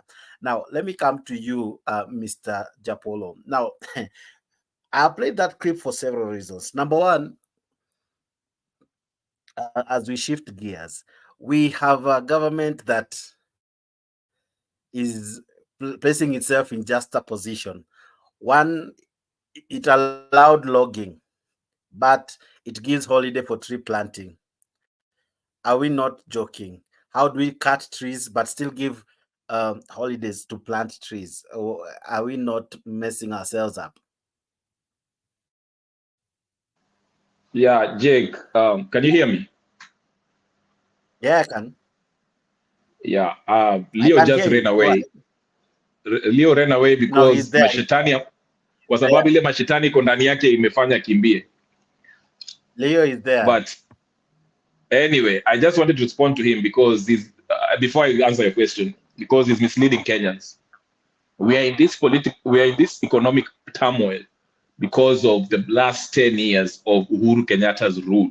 Okay, let's not fool ourselves. Okay. The borrowing that happened, the scandals that happened, the trillions that were plundered. Okay, that's why I keep on asking a lot of Kenyans, go back. Unakumbuka vile the Senate wanted to look at the books and to audit our debt, okay, because these debts, some of them were acquired. In fact, most of them were acquired illegally. Okay, and the Kenyan taxpayers is being asked to pay these things. Gharama ya maisha ilianza kwenda juu under Uhuru Kenyatta. Before even Ruto alikuwa anatembea, he was campaigning hapa kwa sababu he was ostracized from the government. Okay, Raila was in the co-presidency with Nani. In fact, when President Kenyatta was doing all these things, Raila alinyamaza. He never mentioned anything after 2017. He even stopped talking about police brutality, his supporters that were being killed. He stopped talking. So let us not pretend that now Uhuru Kenyatta is an angel, was a wonderful president that did subsidies. This is a lie. Come on. Let's not play around. And coming back to Jubilee, I don't think if Leo was following politics. Once Sabina Chege was ousted and they took over the Jubilee, okay, they officially got out of the coalition. You don't see Jubilee people running around with Azimio. Legally, they've left the coalition party with the knee. Azimio is only ODM and Kalonzo's party, Sijui Oka, and Kamwene, Sijui Kamene. But anyway, the bigger point is this. This administration is not wrong by reminding Kenyans that the economic hardship that we are facing did not begin with them. These are problems that started with the previous administrations, okay? So they are reminding people. They're not blaming, but they are reminding people. In that, I agree. And it will take time to get out of this problem. It will take time. Now, having said that, I'm not giving Ruto and Murkomen and the gang a pass. These people are still continuing what Nani Kenyatta was doing, which is borrowing illegally and kupora mali, because these mambo pesa ya sijui njeri sijui nani, they are doing the same thing the previous administration. It is like it's their turn to eat. So I'm not here to defend Ruto. Ruto is just doing the same things that Uhuru was doing, if not worse. But the reason why I get offended is when we try to make tunajaribu kuosha nani kwa sababu sasa ameshikana na baba, so the friends of baba are Nenio. But coming to your point today about the trees and all that, yes, this administration, I told you, I've been here for a long time. If you've seen me in Mutembei, I always told you, we are being ruled by colonial puppets. Ruto, Raila, Kenyatta, and the gang, they're all colonial puppets. And we shall not find any meaningful economic change because they take their order by the IMF. Just go read what David D is saying, okay? So Dismas, and to touch on what Dismas Baraza was saying, Dismas should be in jail, by the way, for killing somebody. I don't know why he's still talking in front of people. But anyway, just to highlight what he's saying. Yes, he's highlighted the method that Azimio always use. Wanaendanga hapo kwa Ninio, once they lose the election, they go protest, cause chaos, so that they can force the president to coalition government. This time, Kenyans should rise and say, no, Raila Odinga should go to Opoda market and sell Njugu Karanga. We are not playing these games with these people. You lost the election, sit down till 2027, okay? Let the Wananchi decide. Anyway, that's all I want to say. Okay, thank you very much. Now, has I been think mentioned. today we I need really to respond. need to ask I have Jacob. been mentioned. Just one moment. Because he didn't even answer my question, but I'll be coming to you and him. I just wanted to remind us that as much as we are talking here, there are things that zinatubamba tu huku nje. And the president as well, the former president, asked Japolo and everyone else, the clergy, to continue praying for Kenya. That Mali Mefika, hey, we need the intervention of Japolo and the likes to really help. Sababu I think the president mwenye tuko naye sahi walisema si uchawi ni maombi, lakini ni kama tunahitaji sasa maombi sasa, because uchawi ndio nikaa inatawala for some time. We need to really cast it out, as Japolo is saying. Leo, I give you a minute of response. All right, thank you. There's one thing that I normally don't like. There's something called hypocrisy. Somebody is claiming that a section of Kenyans are trying to sanitize Uhuru, but at the same time, the same person is trying to sanitize Ruto. When you separate and say that the last regime, Ruto never participated, everything that happened, all the bad things, you want to put them on Uhuru, and the good things, you want to say that they did it together. My friend, if you are in the country, the first, one of the greatest scandals that we had was the Eurobond. And I remember very well, this Eurobond is what made this lady Waiguru a governor. And there are so many words that were said. The first defender of Waiguru by then was William Ruto, was the first defender of Waiguru. And among the debts that we're paying currently, for your information, I think Eurobond matured, and the Uhuru government did not pay that debt. Yeah, it is when we are paying it for the first time. I think this is the year that we are paying Eurobond. It has matured, and we are paying it right now. And this is a money that was borrowed but never did anything. The same Raila that we want to blame is the one who raised the alarm. But what was he told? You know very well. Another project that you mentioned is this SGR. This SGR was questioned. What were they told? That, oh, Raila apendi maendeleo, au ni watu wa kung'oa reli. And if you look at the evidence around, not only Okiya Mtata, even this guy who wanted to become the president, the owner of the sword, Jimmy Wanjigi. Jimmy Wanjigi told us clearly that this thing was overquoted. Actually, it was a Kibaki project, but what we were given versus what we paid for, they're really not matching. So we have to agree that this country was messed by William Ruto and Uhuru Kenyatta. The mess started immediately. They picked from Kibaki. We never saw Kibaki. I saw you comment there that Kibaki blamed Moi. I don't think Kibaki blamed Moi. Kibaki promised free primary education. The first thing Kibaki did wakati aliweka Biblia chini hata kabla mguu wake, he did concentrate in treating his legs. The first thing he declared free primary education. All the things that he promised, despite the evil things, he also had his bad parts, and his bad part was that he was politically, he wasn't honoring his political promises, but the economical promises he was honoring. The difference between Ruto and Kibaki is that while Kibaki honored the economical promises that he gave Kenyans, Ruto is honoring the political promises. Because I promised Mwaura nitakupatia kitu wewe kuwa spokesman, hata kama utasema vitu make sense. Because I promised Waruguru and Omanga some positions, that one he really delivered. Politically, he's perfect. But kikuja mambo ya economy, achane nayo. Now, Leo, let me ask you a question. I have listened to you. Allow me to ask you this. Each president has a share of what they do in terms of delivering and failure of the same. And you have rightfully said that what Kibaki said he was doing the first few days, he did. The same can equally be said if you speak from the same breath, that Ruto as well said, after I'm sworn in, I'll appoint the judges. Maybe he didn't have major announcements or major dealings to do, just like Kibaki did in free education, but he equally, what he said he will do in the first few days, he tried to do. Maybe not everything, because equally we can say Kibaki as well also promised the constitution in 100 days, which ended up not coming in the 100 days, but eventually it came to be. We can equally also say during Kibaki's regime, over 1,500 people were killed or died because of the post-election violence it happened under his tenure. So each president will have a share of both good and bad. Unfortunately, probably Ruto has started with the bad. Don't you believe equally the good about him will be mentioned? Because I believe it's still early in the day, maybe some may say so, but don't you think in the 4 years that is remaining, or 3 and some months now, don't you think probably something may come up? Because at times you don't cast a day until it's over. What do you think? Okay, let me just answer you in a simple way. You've gone to the market and you've left your family back at home. This is a house that there is no flour. We call it unga or mogo in Luo. So you've gone to the market. They've been waiting for you. You told them you went with a basket. They've been waiting for you. You told them you're going to come back with something.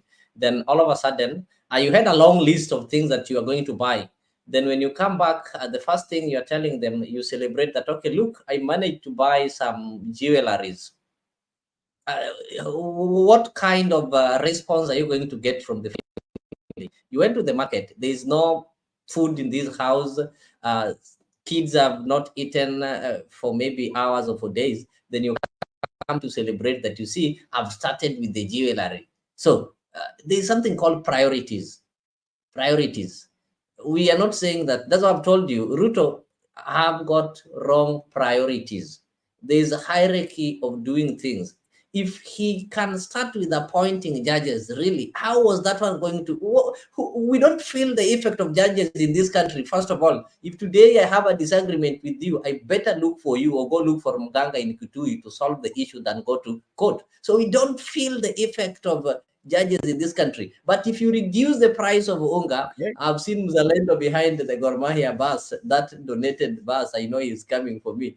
But when you reduce the price of unga, Kenyans are going to feel it. Then I also want to correct you on the issue of Kibaki. Kibaki had his shortfalls. When you talk of people losing lives during the post-election violence, it is in public domain. We know the people who are tried. So when it comes to, yes, really, I don't think you want to argue like that. Really, he claimed on power, but we know what happened. We know people who are tried. Just one moment. We normally correct. It's about those who are tried, but we normally blame the regime that was serving, because we are trying to blame Ruto for his regime, things happening in his regime. The same way can be said in other regimes, either the praise or the disgrace. In same fold, you don't want, because if you can be able to isolate and just say simply because some few are charged, right, then they are the ones solely to blame. I don't think that is right. It's the same thing we can say now, that we don't need to blame Ruto. We need to blame Anjeri. We need to blame, the Shakahola guy. Those guys. We don't need to blame Nanielewa. So let's not just, I don't know. I didn't like but I think you are saying it to defend it, but anyway. But I think Japolo amekataa kuweka mkono chini. Japolo, what are you saying? I cannot let demonic activities go on. Okay, go ahead.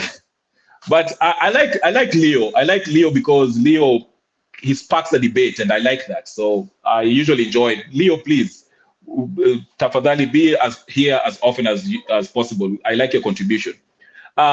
Leo, go to Devin D's Twitter page and just scroll down. Yesterday, he wrote the list of what the shortfalls of Kibaki and how Kibaki was complaining about the Moi regime. Remember the Atur brothers, the time that they went to the Standard and they were trying to maliza ile story, the drug dealing and the government and the people who are buying new things. He reminds us of that. So go to that page. The point is, and Leo, I'm not here to defend Ruto. So there's no hypocrisy on my part. I said Ruto is doing the same thing. He's also stealing. He's also doing. I'm always independent, and I always, if he does something good, I'll mention it. Just like if Kenyatta did something good, I would mention it. But there's nothing Kenyatta has done good in his life, all life. I've looked at his life. He has done nothing good. But anyway, the reason you're saying priority.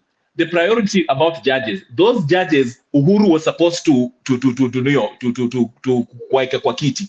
wapatia ninio, but he failed. He didn't want to. Okay, so when the first thing that Ruto said he will do when he gets there it will near my judges. It is not that it's not a big deal. It's not a priority. He still took care of, he prioritized bei ya unga. That's why he used the fertilizer stuff by subsidizing it. Yes, there's controversy behind that. I'm not defending it, but those are steps that one can take to bring the prices of unga down.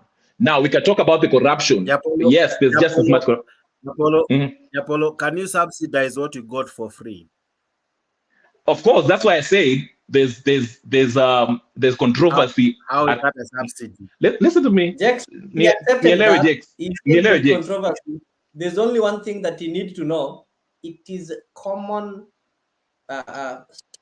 sense that in Kenya, every time people harvest, the price of unga, every time people harvest maize and sorghum, the price of unga will always go down, whether the government gives fertilizers or not. Actually, in my village, we use the cow dung but do you understand the logic of the month of December and January?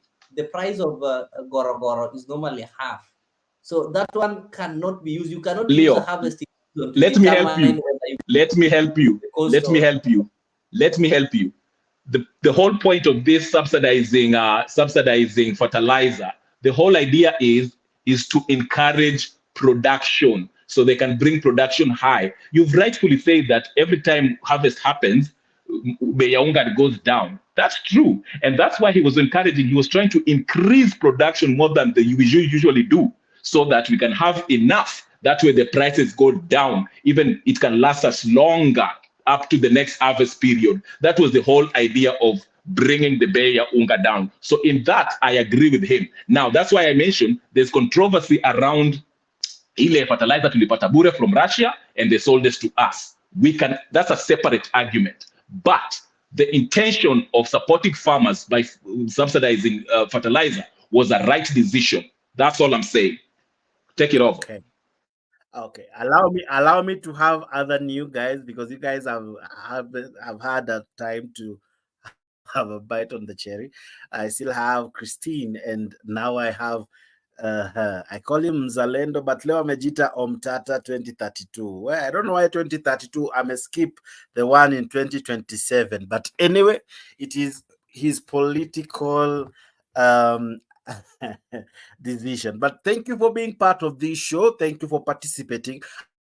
As well, you can join the show through the links sent in there by Afrique TV, Leo TV, Afrique Facebook, Mtembei TV, and Mtembei Facebook. By using those links, you find yourself being part of this wonderful conversation. Asante sana, Afrique TV. Here we got you. Here we are unlocking the African story. We are doing it fresh and raw. Hatukazi anyone. We are making it to be how you want it, jinsi mwananchi anavyoisema. Hapa tunakukubalia useme ulivyoitaka wewe mwenyewe pasipo kukuzuia. Kama wewe ni wa Azimio, karibu. Wa UDA, karibu.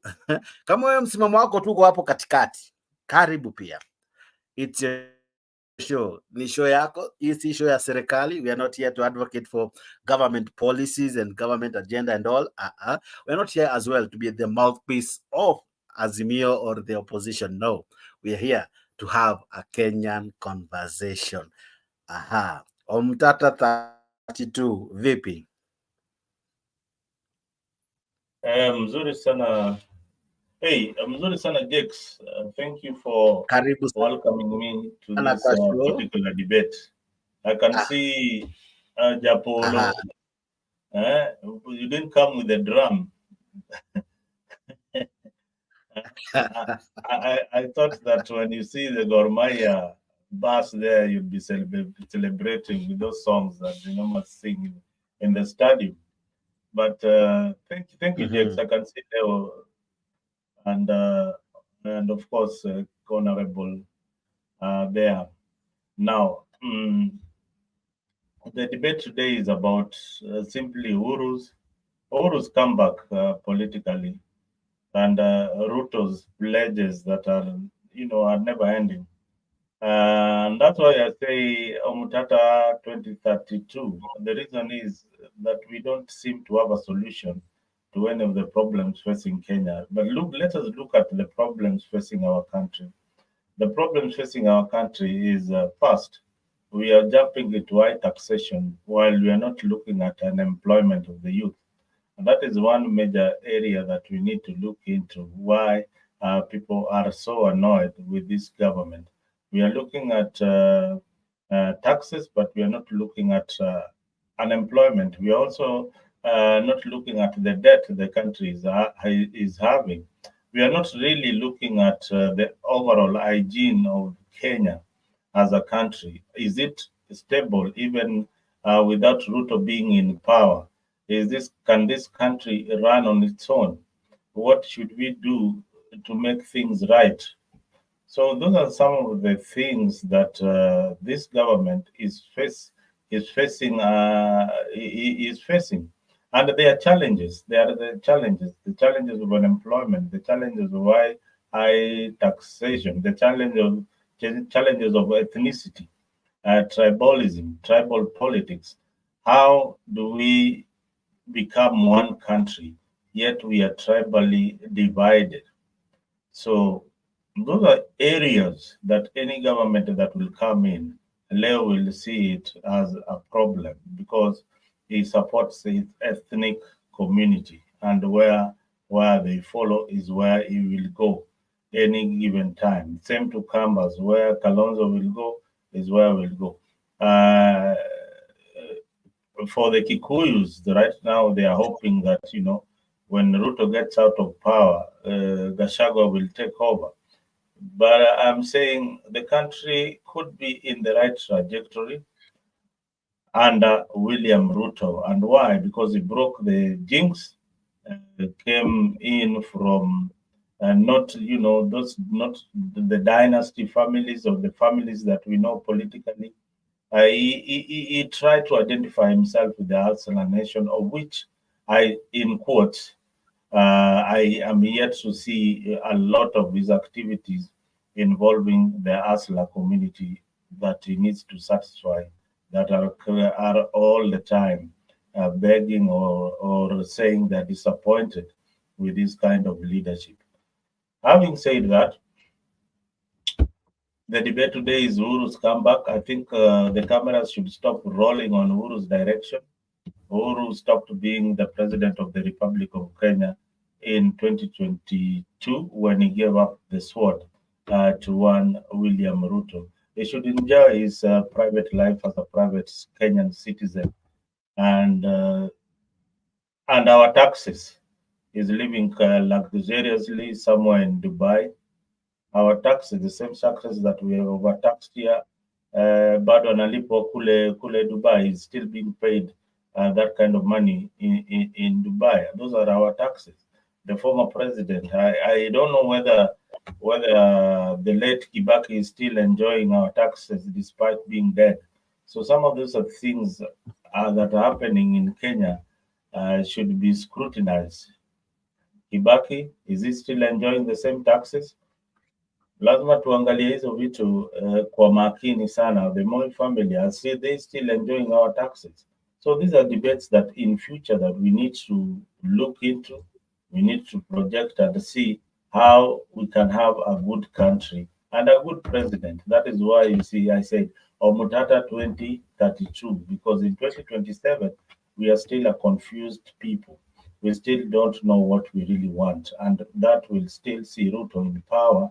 And the same group that doesn't want his leadership will still vote for the Azimio coalition.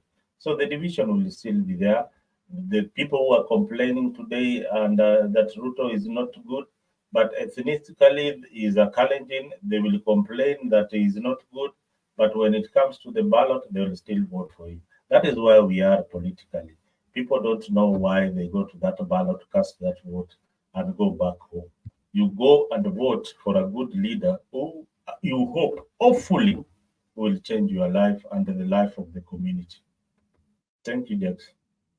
Now, sorry to ask you this, but I think the Constitution has stated upon the passing on of sitting head of a retired former president, most of those privileges stop.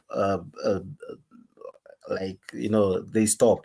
Remember, there was that issue when they were saying that Moi's family still enjoys the benefit after he died. I think that one was settled because the constitution is clear. Once upon his passing on, the bodyguards, the what, those things, they stop. So I think there I need to tell, but I'll be able to get the quote from the constitution for you. But then again, let me ask you, why are you convinced that Omtata is the deal for 2032? Yet it's as though they're glooming, what do you call this man? Kalonzo Musyoka for the same. First, Jakes, when he came into power, he talked about the lifestyle of civil servants to fight corruption. Okay. What Ruto's government is not doing is digging into the lifestyle of his CSS and the lifestyle of the people he has employed in government since he came in. Only 1 year, but they need to look at their lifestyle. What has really changed in these people? That is one thing. Somebody like Morton the other day bragging that he has not, wearing a watch that is worth 1 million Kenyan shilling. Those are the things on a third world country. Then coming to America to borrow money, and you're wearing a watch worth 1 million and a suit probably worth 500,000, and yet you're coming from a third world country, and the guy who is giving you the money is wearing probably something from a thrift store. Yeah, a shirt worth maybe $5-10. Yeah, you are there putting on a Louis Vuitton. So what are you telling the old world? You're telling the old world how Africans are ignorant, how we are so stupid that we don't even know how to take care of the community. Yet we went to school. So some of these things should be checked. So Kibaki, when he came in, he did a lifestyle audit of people who are working in KRA, people who are working in procurement. We saw a lot of names. We saw a lot of people being jailed then. Yeah, others being interdicted. We saw something called performance appraisals for workers who are working in government. That was done constantly if you worked in the government. So that is the reason why you see everybody talks about Kibaki's government. He was able to implement policies that work for the people. Okay. As much as he had a very bad political tenure, he implemented policies that work for the Kenyan. The economy. Now back to my question: why are you from Tata for 32? If I'm reading from your name, Omtata as meanwhile as I'm talking, look for this vehicle called a Demio. Omtata drives a Demio. Omtata still lives in the same house that he used to live in before he became a senator. Omtata has taken the issues to court. The issues that he can't execute in the Senate, he has taken them to court. The issues that are there in the general public, he has become a public defender. In the absence of the opposition, Omtata has taken the role of trying to find a solution to the problems. The issue of when the budget was in crisis, it is he, Omtata, who took the matter to court. It is Omtata who is talking about the oil scam. Omtata seems to be talking about, he's the most relevant politician. Omtata, you barely see Omtata in rallies. You don't see him in funeral gatherings. You don't see him in on top of a convoy of a presidential candidate or his political party addressing people. But Omtata addresses the real issues in the right place. Okay. In the right place. Parliament and Senate are there to ease the burden of the people. When you're talking about cost of living, where should the laws be implemented? The laws should be implemented in parliament, not in funerals, not in not in the streets. The laws are implemented in parliament. Yeah, that's why I voted for Mtata in 2032, because 2027 Ruto will still be the president. We don't have a solution. Okay. Interesting. Now, I don't know if Christine, you're able to participate before I go to Japolo.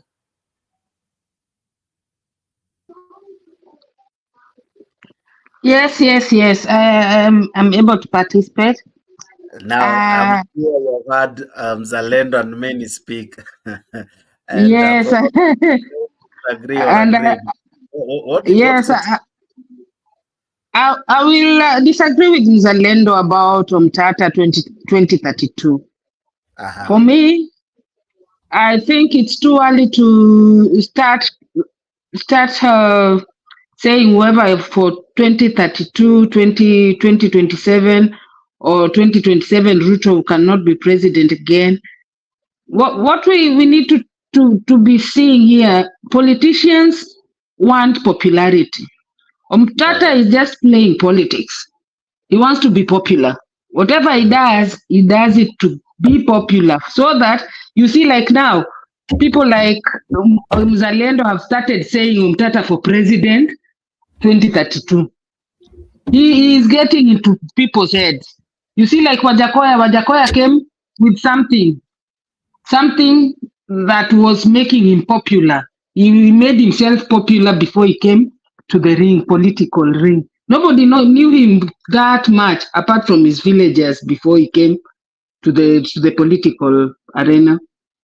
So now, Kenyans are brainwashed that if somebody does something, we tend to go to want to see what that person has done. That is why, even for example, the content creators, most of them do things, even clout chasing. Somebody can even sell his soul to clout chase, to be popular, so that he comes with something. Before I'll say what I know, maybe like Ohangla people. Before he releases a song, he will do something. He'll say that he was arrested or do something happen, so that when the song comes, people want to hear about the song. The same thing that Mtata is doing to Kenyans right now. He wanted as a political seat, and he couldn't get a political seat unless he was popular, unless everybody was talking about Mtata. So we need to change our perspective as Kenyans. Kenya is in trouble. Everybody knows it now. The politicians that are there, they are being recycled. Raila is not innocent himself. Ruto is not innocent himself. Uhuru was there. They are all there for their selfish needs. They are not for the people of Kenya. Kenya is in trouble, and we need to find out how to help Kenya get out of that trouble. We'll go the Zimbabwe way, where we can't even you can't even buy something with 500 shillings. So I think it's all these politicians. I am a politician myself.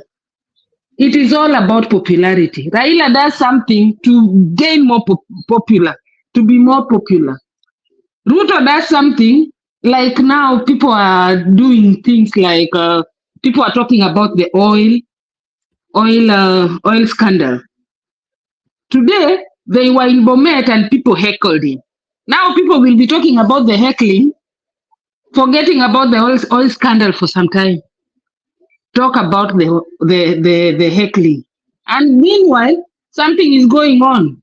They're doing something about the oil, so that when they come back, when Raila comes back and start doing, maybe we say like Mandamano press conferences, they have already washed their hands. You will not find Ruto's name there. You will not find Murkomen's name there, because you wasted your time talking about the heckling, that was in Bomet. Why Bomet? Why did they choose to go to Bomet and the heckling happened? I might be different, but I see everything politically driven. Right now, Kenya is being run politically. It is not being run economically. You say something, now you're popular. They'll call you. I'm sorry, but I just had somebody say about the state house thing, hiyo ya nyuma. Raila ameitwa nyuma kwa state house, nyuma ya mlango. Ameitwa kwa nini? Ameenda hata hiyo yake ya chai ameenda kuchukua kwa nini? Because of his own selfish interest. Whatever he has in mind is not for the people of Kenya. He has in mind for the people of his place, not even his village, his own family. The same as Ruto. Ruto wants power and more power. For now, he's thinking of 2027. He's not thinking about 2023 because he knows this 2023, it's a done deal. I'll be there for 5 years. Nobody will come and remove me from that seat for now. But 2027, whatever happens, yeah. This issue of Kalonzo is that issue of Kalonzo. It is being brought to the people na njia ya mikato, ndio watu waseme watu waazimie wasikie watu wanafikiria nini, and then they'll come with something different. They want to hear the message from people. If they bring something on the table to hear voices, to hear whatever the people of Kenya want to hear, they'll go to somewhere else and maybe listen to whatever people want to say. These political rallies, some of them, they just say anything to hear what is on the ground. They don't know anything. Sometimes they don't know anything. Ruto doesn't know whatever people think, but he will just initiate something to hear, to bring that kuleta hiyo steam. Watu wataongea. From there, he will know his strategy for 2027. And that one, I can tell you for a fact, I can clap for Ruto 100 times because at least he listens to whatever is in the ground and works on it and does something about it. The same as he did in 2022. But the Azimio side, they are just based. I'm an Azimio. I was in Jubilee and now I'm an Azimio and I support Raila. And I feel so bad when sometimes he's being banished or whatever, because he's really tried. Everybody knows he's really tried. So, but wanalalia maskio. They don't listen to the people. They listen to themselves. They don't listen to the people. They listen to themselves as the leaders for Azimio. That is where Ruto comes up higher than them for a fact. If you look at it in another angle, Kenya is being run politically. It is not being run economically. And as long as it's being run politically, that political angle, if Raila can take his time and run it politically, run it parallel something politically, Kenya will come to something good. But as long as somebody is thinking economically and there's another one thinking, Ruto is thinking politically. He's not thinking of now, he's thinking of 2027. Most of them are thinking of 2027. Most of the politicians, even in Nyanza right now, they are looking. They know they still have 4 years, but they are looking at their chances for 2027. Will Ruto be there again? If Ruto will be there again, I have to nianze kujibembeleza, kulala chini kwa pande ya Ruto. And if you notice, whatever they are doing, hata manini zao, the way they are doing their things, they don't want to beat Ruto too much. They only beat him when they are in funerals and Raila is present. Okay. Look, yes. So we have to find a way as Kenyans for the country to be run economically. It stabilizes before 2027, and then they start running it politically. We are in a campaign mode. Yeah. I like how you're raising your arguments, and then it now brings me to this question. How will we discuss the economy if the best we do is blame the previous regime? At what point will we begin living now, stop looking at what happened, whether they were fallings or risings. But by the end of the day, we look at now and solve now, because by the end of the day, we live at the moment as we aspire for the future. But what Uhuru was trying to raise is they are constantly blaming him for what happened in the past. Why can't we have a regime? Why can't Ruto come out? Why can't us as Mwananchi now decide it's time? Even when you fall down, you don't sit there and cry while on the soil. You stand up, you shake the dust, and you move on. Why is it difficult right now that Ruto seems stuck in the past? Ruto is a very, very, very sharp politician. He's sat down and he knows that this blame game, it will take time off from the people, blaming it, and he's doing his work. The time he's blaming it, and then you retaliate. You say, don't blame us, because he will blame. That is his strategy for 2027. We still are here for another 4 years. You come back to me and tell me this is Ruto's strategy for 2027. Politically, if you look at it politically, he's just buying time. Yeah. It's not that he's not doing something. I might agree with you, because yesterday he said that from next month, moving towards next year, things might begin to change. Could it have been a strategy all along to raise the standards so high and then begin slowly but sure to show people how he's doing his deals and all, and then eventually use that as a campaign tool? Do you think that the difficulty we have undergone was choreographed to be a political tool, that by the time we reach 2027, he will now say, look, this is where we are, this is where we are at the moment? Do you see it as a campaign tool now that you're speaking as you are doing? Yes, I'm very sure of that.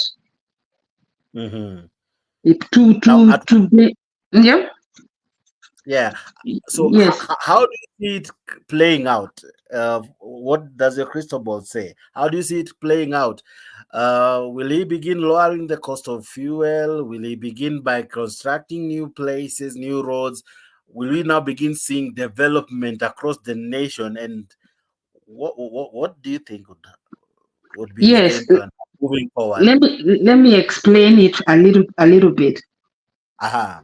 They are blaming Uhuru. Uhuru didn't do this. Uhuru was the one borrowing, and yet they are still borrowing. And they are borrowing more than Uhuru. So he wants you people in your heads to because Kenyans are politically in their heads, they know it is about politics. It is very easy to come and tell them that it is Uhuru, blame Uhuru, and then he will come when it's like after 2 years and then start doing things. You see, like mafuta imeanza kurudi chini, sasa itaanza kurudi chini, alafu itarudi chini ile kama vile walikuwa wanafanya siku za Moi, kitu inafichwa kama sukari, alafu inakuwa na bei juu. Yeah, that politics. Unaelewa? So kama saa hii ataanza kufanya vitu, mutapiga kelele saa hii, mutasema ni Uhuru, ni Uhuru, ni Uhuru, alafu he will come back and say, si mnaona niliwaambia ni Uhuru, lakini mimi sasa after kudeal na ile mess Uhuru aliwacha, nimemaliza, I have dealt with the mess, now I'm doing my thing. Si mmeona nimefanya kitu fulani, si mmeona mafuta imerudi chini, si mnaona unga imerudi chini. And it was Raila released the dossier just was it yesterday or I think yesterday, and Ruto talked about mafuta yesterday after Raila talked.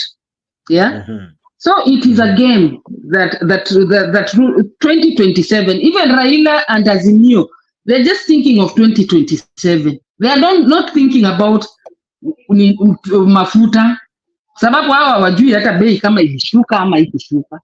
Ni ule mwananchi wa chini ndiye anajua kama ilishuka ama ikushuka, imepanda, na ndiye anapiga kelele. Sasa bwana, leta hiyo akili nini, ndio sasa hata ikikuja 2027 wakuwe wajue wanatafuta campaign nini basi ya campaign. Yeah, si tuliwaambia maneno ya mafuta, and Ruto will not allow that. He'll make sure that mafuta imeshuka kabla ya hiyo 2027 and Kenya is stable before then. Okay. Now, Diapolo, I'm sure nobody works very hard to fail. Yeah. Now, how do you see Ruto's bouncing back? Because I don't believe he wants to be a one-term president. And as Christine is saying, probably all this could have been is a game plan for him, or rather a strategy. So how do you see him coming back? After all these complaints, everyone is like on his neck. How do you see him coming back, coming up and changing the narrative? Yeah. Can you hear me? Yeah, loud and clear. Okay, Jakes, you know, most of us we run with what the media is telling us. We don't put things into proper perspective. Okay. Okay. When Ruto says we are trying to fix the mess that Uhuru left, let's just think about this. Ruto and Uhuru ruled for the past 10 years. Okay? You can argue that Ruto was not really had no function in the last 5 once the handshake happened. But what I'm trying to say is this. The mess that was done in the past 10 years cannot be fixed in 1 year. People come here and say that Ati Kibaki fixed Moi's mess within 3 months. That's a big fat lie. It wasn't done in 1 year, in 3 months. Okay, it took time for people to start feeling the change. So what I'm trying to say is this. When people say that Ruto is playing games and blaming Kenyatta, he's not blaming Kenyatta. He's putting things into proper perspective. He's saying, listen, tuliingia hapa kama pesa imeporwa, mabilioni zimeibiwa. Okay, projects that were started and I don't like when people say that this project was Uhuru's project, that one was Kibaki's project. That is not their projects because they did not use their personal money to use it. It was Kenya's money. That was the government projects. Okay, so what I'm trying to say is this. Okay, this administration, they are right to remind Kenyans that just a year, we are trying to fix a 10-year problem. You can't build a house in a day. You have to lay down the foundation, even economically. You have to lay down the foundation of the economy so that later on, maybe 5, 4 years or 3 years from now, we can start seeing things go down. Yes, things don't look good right now. And taxation, raising taxes is not a solution. That's not a solution. Okay, if anything, there should be tax breaks. Now I just watched. We have 28 economic zones. Okay, for these companies, some of them foreign, come to Kenya and they don't pay taxes. Okay, while Kenyans are overtaxed. Government should actually, if they are going to lower taxes, they should put some rules that if you're going to pay lower taxes or not pay taxes at all, at least raise the money, salaries of people who work in your company to help the economy. Because the more people work, the more we can bring more people in the taxing pool. Okay, but that's just an example. So what I'm saying is this: Ruto is not wrong by mentioning that this mess was caused by Uhuru Kenyatta. He should remind us every time. That's nothing. There's nothing kulialia about. And it's even this is the audacity of President Kenyatta. That's why I tell you, Kenyatta, if he was evil and he went home and he kept quiet, I will be okay. But this man had the audacity to stand in front of people and saying that what one and blame for everything. Yes, they have to blame you. Some of us don't forget. But going forward, the things that Ruto, the steps that Ruto is taking, history ya mafuta, mambo ya taxation, that's not the way to go. We shall criticize him for that. But we can't only blame him. To me, who I blame is the legislative body, the senators. Senate is supposed to do what? Oversight. Where are they? Where are they? Why are they not bringing in a bill that says, okay, let's audit the debt? Okay, we misdiagnose the problem in Kenya. The problem is Kenya is not that the youth don't have jobs. The number one problem in Kenya is that people do not follow the rule of law. It is not being practiced equally. Our watu wanapora pesa with corruption, through corruption, because corruption only exists if you don't follow the law. Our watu wamekula pesa since the Moi's days and Kenyatta's day. Why can't we look at their lifestyles and see warudishe hiyo pesa, okay, to help the economy? These people have more money than actually the money that Kenya is collecting in taxes. The Moi and the Kenyatta family alone. Where is the senators? Yeah? I saw Selassie picture. He's drunk listening to rumba music. Those are your MPs. Those are the people who are supposed to represent us and go and bring. Omtata is doing a good job. I beg to disagree with my sister. I think Omtata has been fighting a good fight, and he hasn't started yesterday. He's been really fighting a good fight. So we need more people like Oki Omtata when he was challenging the Senate to audit the debt that we have, because these people are borrowing. Even the Ruto government is borrowing illegally, and we, the Kenyan taxpayers, shall pay for it. So that's what I'm saying. We can't just blame Ruto alone while we have the Senate and the legislative body where they can legislate and make sure that put checks on the executive. Okay, that's what I mean. You don't have to wait for Raila to tell us about his dossier while Raila has his own company there with his son and his brother wanna benefit in this oil government. You don't know. We have a legislative body where and the Senate that can check on the president if he's doing wrong and jail him or vote of no confidence to take him out of presidency if he's not doing anything wrong. So we should also take the blame as wananchi. Thank you. Okay. Now let's take another angle. Let's listen in to the na tuwe na heshima na wale ambao wanatuchagua, kwa sababu ukikosea mwananchi heshima, umejikosea hata wewe kama kiongozi, kwa sababu hiyo kiti ambayo uko naye umeipata juu ya mwananchi wa kawaida. So sasa ukiongea na mwananchi usio unamuongeleshe na nguvu, muongeleshe na kumpembelezea na kumtendea yale yanataka, kwa sababu usipofanya hivyo huyo mwananchi usifikirie kazi yake inaisha. Anahesabu tu, anajua mtakutana tena, na mkikutana tena. Anyway, hiyo mimi sitamaliza, hiyo nyinyi mtajimalizia. Mungu awabariki na walinde. Asante kwa Wow. Now that's the former president Uhuru Kenyatta, and he had some interesting statements. And I want to begin with, I don't see Omtata 2032 Kamako. I don't know, Kamako. Oh yeah, you're there. Let me begin with you. Just 1 minute, and then I also go to Christine. Uhuru's sentiment is very deep.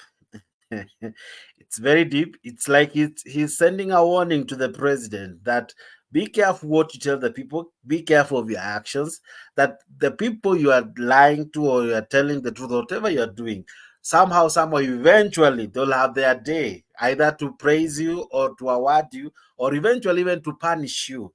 So that's why he was saying, Ukombele. Now, do you see it as a warning sent to Ruto that he should be careful, or is he also equally playing game and just saying, since we have seen the failures of Ruto, we are ready to work with wananchi to send him home? What do you make of what he was saying? Uhuru is still talking like he's the usual coward. He's a coward. Look at his statements. They're neither here or there. He could not face Ruto directly and just tell him, President Ruto, you're doing wrong. You are corrupt. Your government is corrupt. You are overtaxing Kenyans. This is what I left as a president, and it was working well. Go back to the template that I was using and use it to govern the country. He talks like a coward. He is not firm. He's not a leader. He is there just trying to ignite the crowd. But at the end of his sentence, you see what he does. He tries to be a statesman by saying, mtaona vile mtafanya, come after 5 years, mtaona vile mtafanya. So what he's saying is that after 5 years, use your brain and vote out William Ruto. If you think that he did good, then vote him back in. what he should have ended, how should have he ended that statement? He should have ended that statement by saying, 2027, kick this guy out of government and elect the right person. Thank you, Jake. Nyabuto, what do you make of that sentiment? Is it a warning? Is it what is the former president trying to say? Christine Abuto?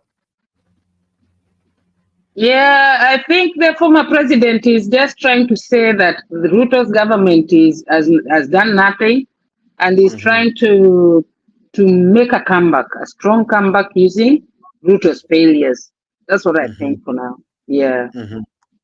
Yeah. Japolo, what Ruto, what the former president is saying?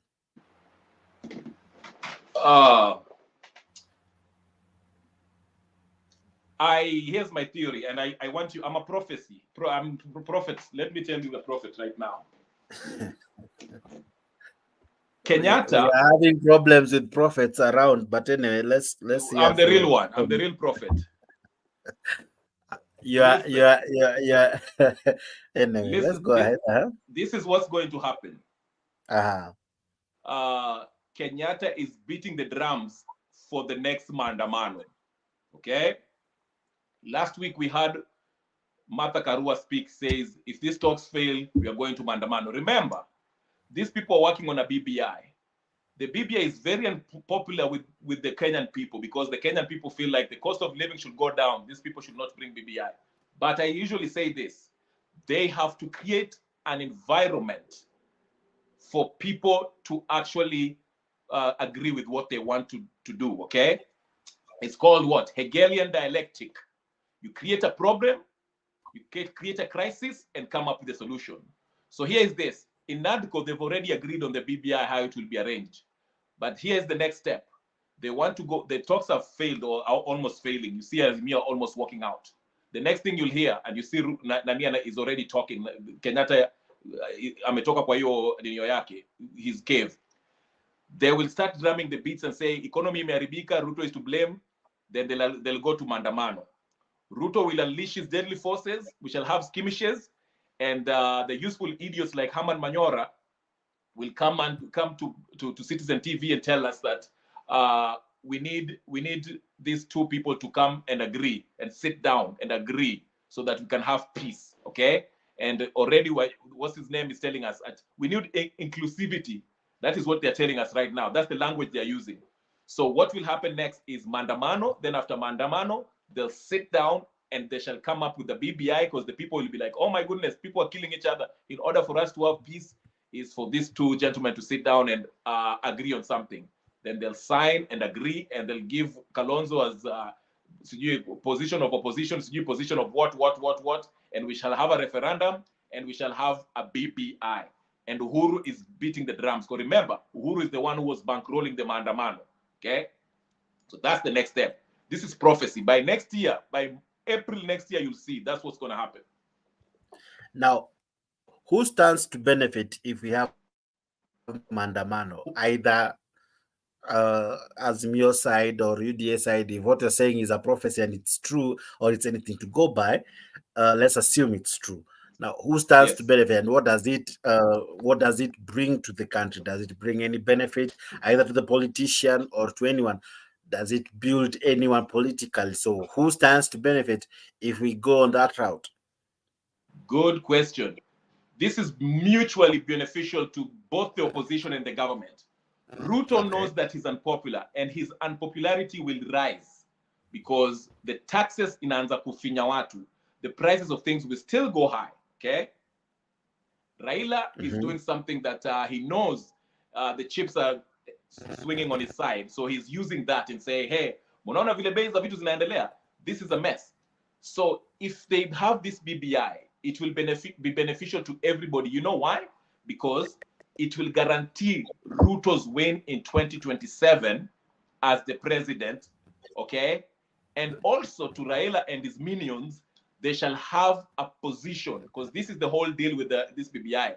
Kalonzo will have a kiti, maybe Raila atapewa ile the official opposition kiti, apewe bendera, apewe pajero, Suzu, whatever those Toyota things are given, and flag and his whatever. So they'll all be given chair and they'll be happy going to 2027, and the deal will be like this. You stay the president in 2027, Ruto, I become the prime minister. Remember, when this Mandamano started, Jakes, if you remember, Raila was saying that he wants the same agreement as the Kofi Annan Accord or whatever, the Accord of the New. You remember that? The first letter that he wrote. Yes, that's what he's been fighting for. So these guys have struck a deal. They'll bring Mandamano. Then it will be mutually beneficial to both of them. Ruto retains his power as the president. Raila retains, gets a seat of maybe official opposition or prime minister position. And our Watuwote, Okinamata Karua, and all the sorts of whatever, they shall have some position. So it will be beneficial to both parties. Watch the space. Okay. Interesting prophecy, but I don't know. Umtata, do you agree?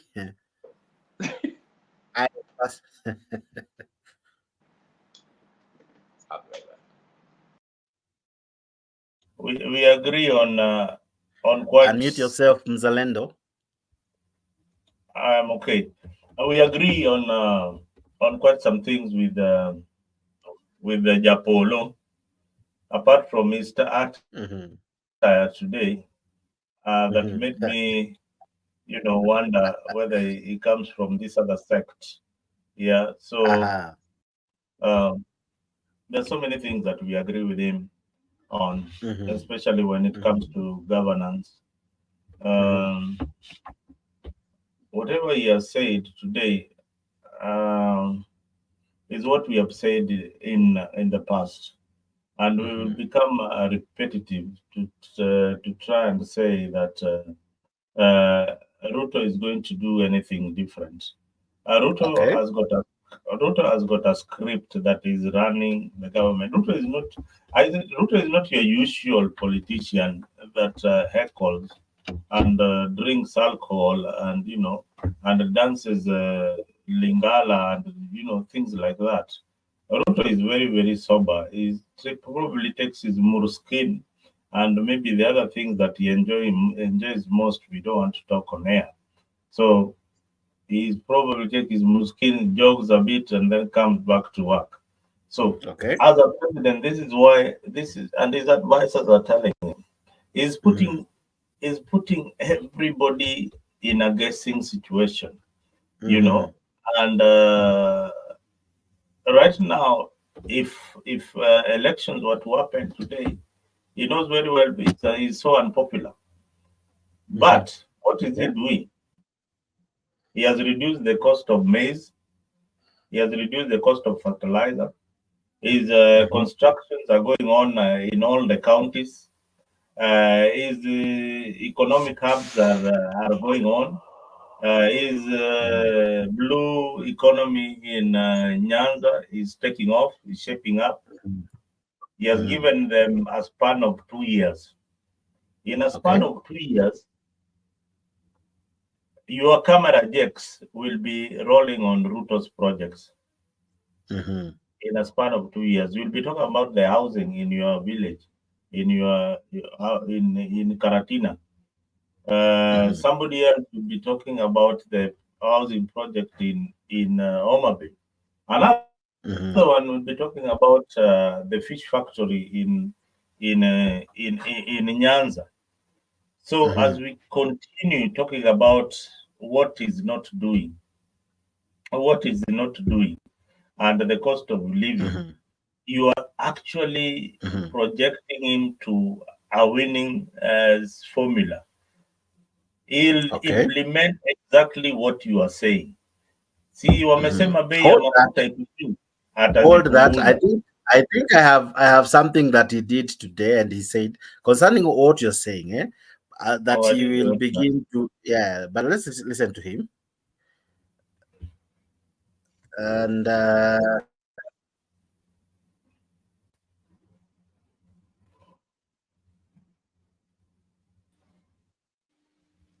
Rais wa Ujerumani alikuwa Kenya karibu miezi 3-4 kwa sababu Nimekuwa Saudi Arabia last week. Begin. Huyu waziri wangu amekuwa pale kwa balozi wa Saudi Arabia kwa sababu kuna vile tulikubaliana. Rais wa Ujerumani alikuwa Kenya karibu miezi 3-4 iliyopita.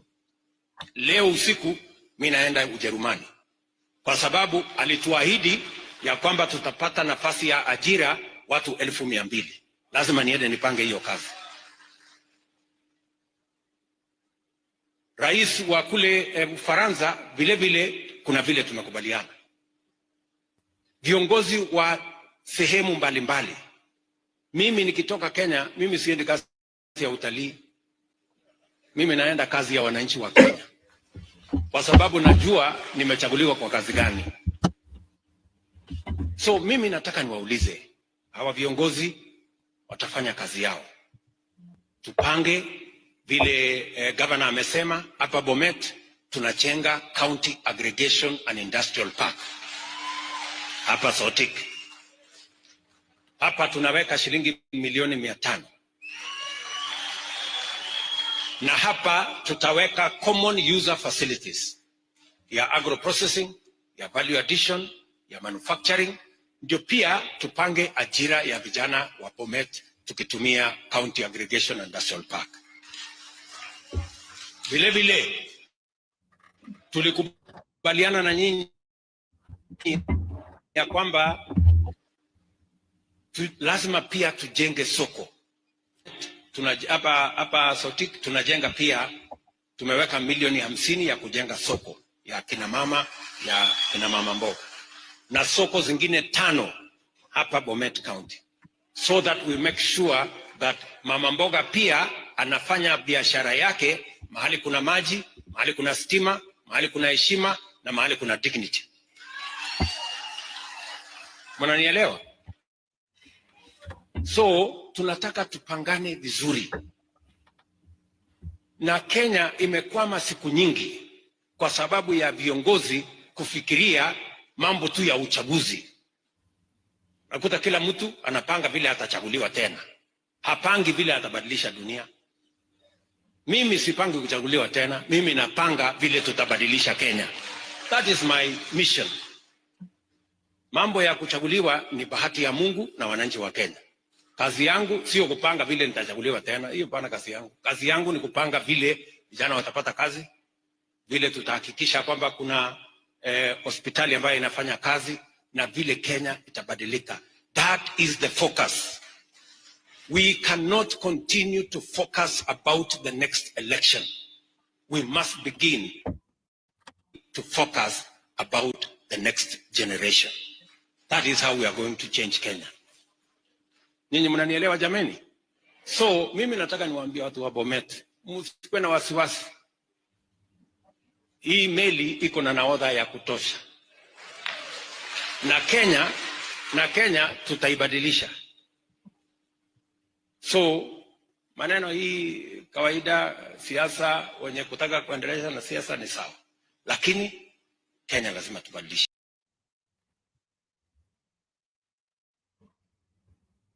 Okay. So when you listen to him, does he bring out what you're trying to explain, that he might end up surprising many by beginning to introducing programs, projects and things, and people end up being surprised, you know, they're complaining today and then eventually they begin to praise. What do you think from what I've played? Because I think it connects.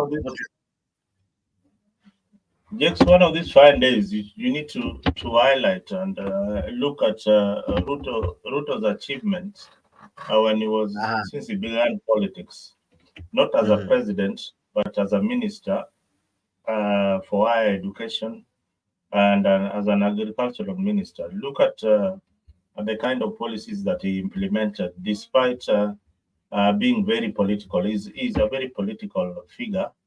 And very ambitious. That is what puts him in the limelight. Again, he has got also wrong reasons. He has also done quite a bit of talking recklessly and maybe acquiring property sometimes illegally, and people get complaining. But Ruto is our alcoholic. He's somebody who is, when he puts his head into something, he's going to achieve it. Despite saying people, within 1 year, people are saying that tutatenga. He knows he has put you to talk about that. Now, in 2027, he'll be saying tulisema, tutatenga, tumetenga, na tulifanya ama tukufanya. Tulifanya. The crowd will just be saying tulifanya. Hizi masoko unaona anaongea juu yake, hizo mapesa is borrowing left, right and center. He's going to put them into work, and there'll be some development and some employment of youths somewhere. Again, you cannot grow the economy of Kenya without industrialization. Industrialization is very, very important in an economy like ours. You will not say that the country is economically strong without employing the youth. Look at the dollar. He kept on saying, I wish you could have gotten the speech of the Malawian president. It is the same situation that we are in.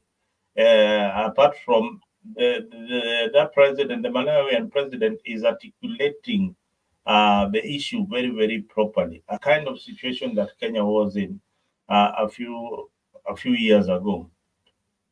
An artificial economic growth that is not even there. Yeah. Now everything his government is telling you, this fuel that you are buying at this price, this is what ought to be. And we have not added anything to it. This is the laws that were there. But our wish that it could reduce some of the taxes on fuel, particularly the product. But what do you call these guys who sell fuel? The brokers or the dealers, the fuel, the guys who import fuels and bring it and sell it to the government. These are the people who bring in the fuel, sell it to the government at that high cost to make some profit. Again, the government wants to make a bit of money and pay its debt, and at the same time pay the recurrent budget. And Kenya, we don't mind anything. Our agricultural sector, I think we no longer talk about the tea or coffee.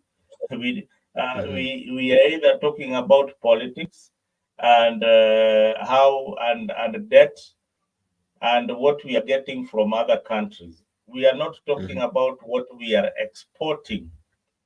Yeah, we are not talking about how our tourism sector is thriving.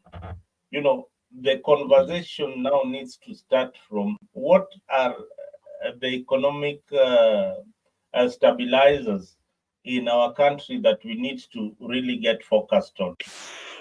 Tourism, agriculture, and industrialization. Some of the industries that we still have in our country are the industries that were built up in the colonial days. And most of it were inherited by the black people, the Kenyans. So we need to come up with the new economic zones, what the president is talking about. We need to be at par with the digital economy. That is what they are talking about. And we will be there. It is not easy because we are so sharply divided in our ethnic lines that we don't see things in an economic perspective. We only see things in mtu wetu, mzalendo wetu, Jex wetu, anatoka kwetu. Today in my village, a thief who comes with millions is celebrated more than somebody who has achieved academic excellence. or a teacher, a primary school teacher, whose school has performed so well. Somebody who called Wash, this guy is called Wash, comes with a lot of money in the village or in the city, and he's so celebrated. He's like a king. He launches projects here and there, but this is dirty money. So these are how our society is rotten. You see head school principals of schools colluding with parents to steal exams for their children. That is not the government. That is the people. So we have a problem as the citizen. We need to interrogate ourselves first and see where we have a problem. You know, for me as a parent to go and, you know, my son is sitting for KCPE and, you know, try and look for, and in the middle of the night, wake him up and say, these are the answers for the next day's quiz. What are we saying? These are the future leaders of tomorrow. So imagine you teaching your son like that. Then what will he teach his other generation? So that is why, as much as we complain about our leaders, interrogate yourself in person. The person who is saying Ruto is bad or Raila is good or Raila is bad.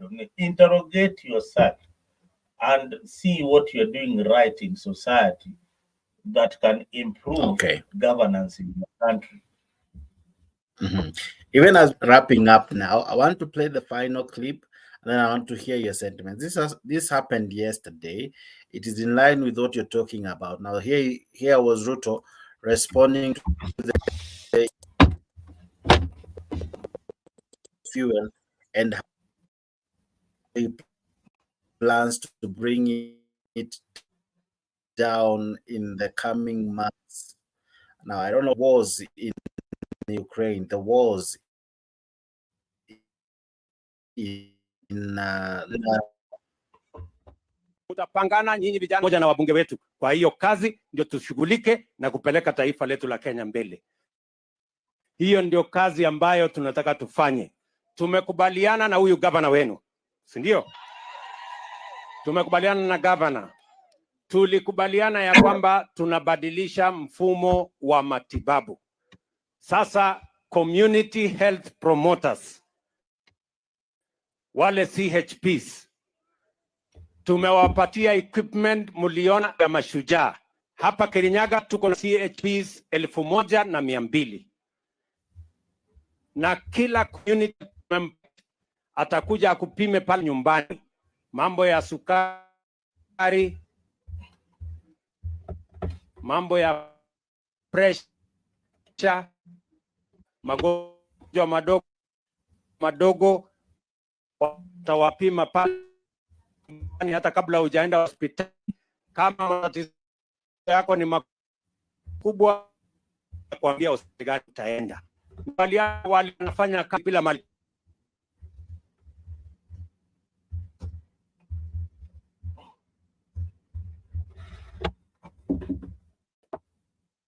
Dex, your ad is adding.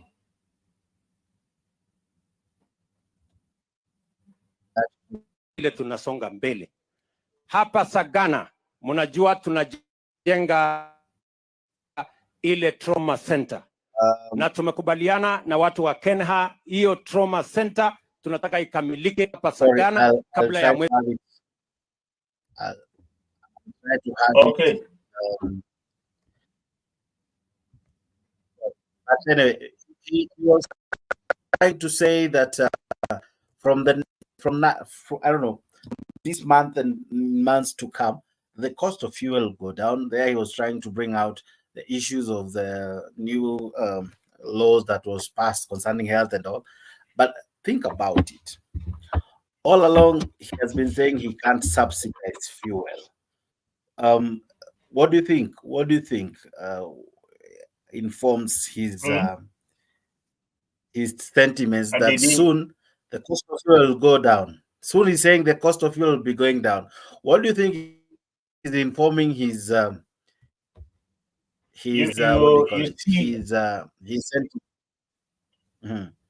You see, this is somebody who studies the market.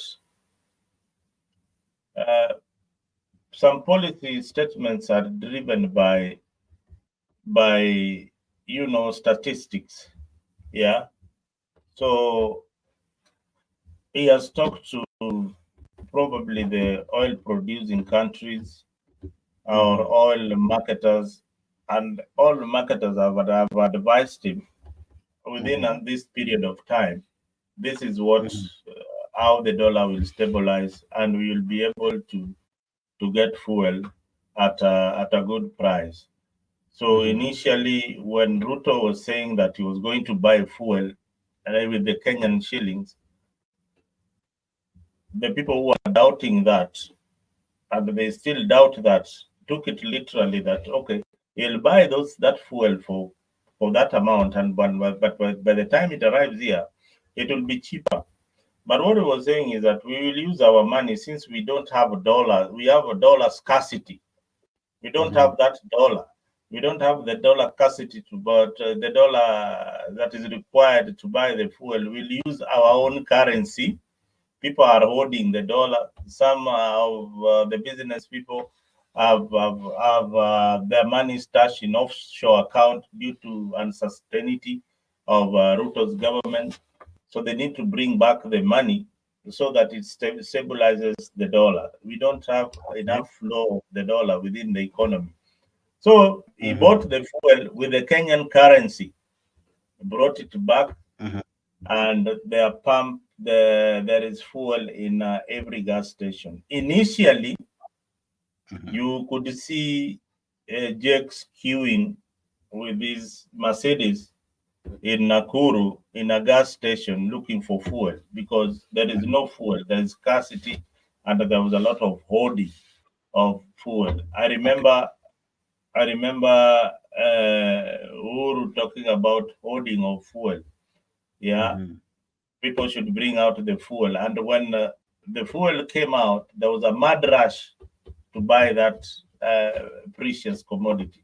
But now the surplus is enough, the supply is enough, and the price is still up there. So when the price will come down, the supply is already stable. So now it's working on the price and to get the right dealer or the right company to bring our fuel. Uganda has gone that direction. Tanzania has avoided the Kenyan middlemen, the Kenyan people who are actually supplying fuel to Uganda. Hiyo biashara wamekata kwa sababu wa Kenya are so corrupt. Yeah, that is why we said we needed to investigate ourselves before we start investigating the government. The people who are supplying fuel to the government, they're the ones who are also hiking the prices. You can imagine, Jake, somebody brings in diesel worth 17 billion and he has no shame, and he says that, me, I've got this kind of money. Wewe jaribu enda tu uweke 1 million kwa account ya Equity, you're already flagged na unaulizwa utoe mabarua ufanye nini, hii pesa umetoa wapi? Yeah, hii pesa umetoa wapi? Yeah, that is somebody those are the people who can bankroll the government. So there are so many people probably involved in that 17 billion oil scam that are either working in government or are out of government or were previously in the government. So that is where we are, Mr. Jakes. Okay. Now, thank you very much, Zalendo or Tata 2032 for your lovely submissions. Now, ladies and gentlemen, kuna link nimekutumia hapo. To join this conversation, it doesn't stop here. It continues kwa Afrique debate group. Now, we have sent you a link. Ukiguza hiyo link, it sends you moja kwa moja up to WhatsApp. When I join WhatsApp, and then ukijoin WhatsApp there as well, you can participate. And also as well, you can know when we are having this show and when we are having many other discussions. And also you'll be the first one to know where there are issues arising in our country. So join us through that link umetumia hapo kwa comment section. Itapia either kwa Leo TV, Mtembei TV, Afric TV Facebook, and Afric TV YouTube. Using that link, join the WhatsApp group. The WhatsApp group is already there, up and running.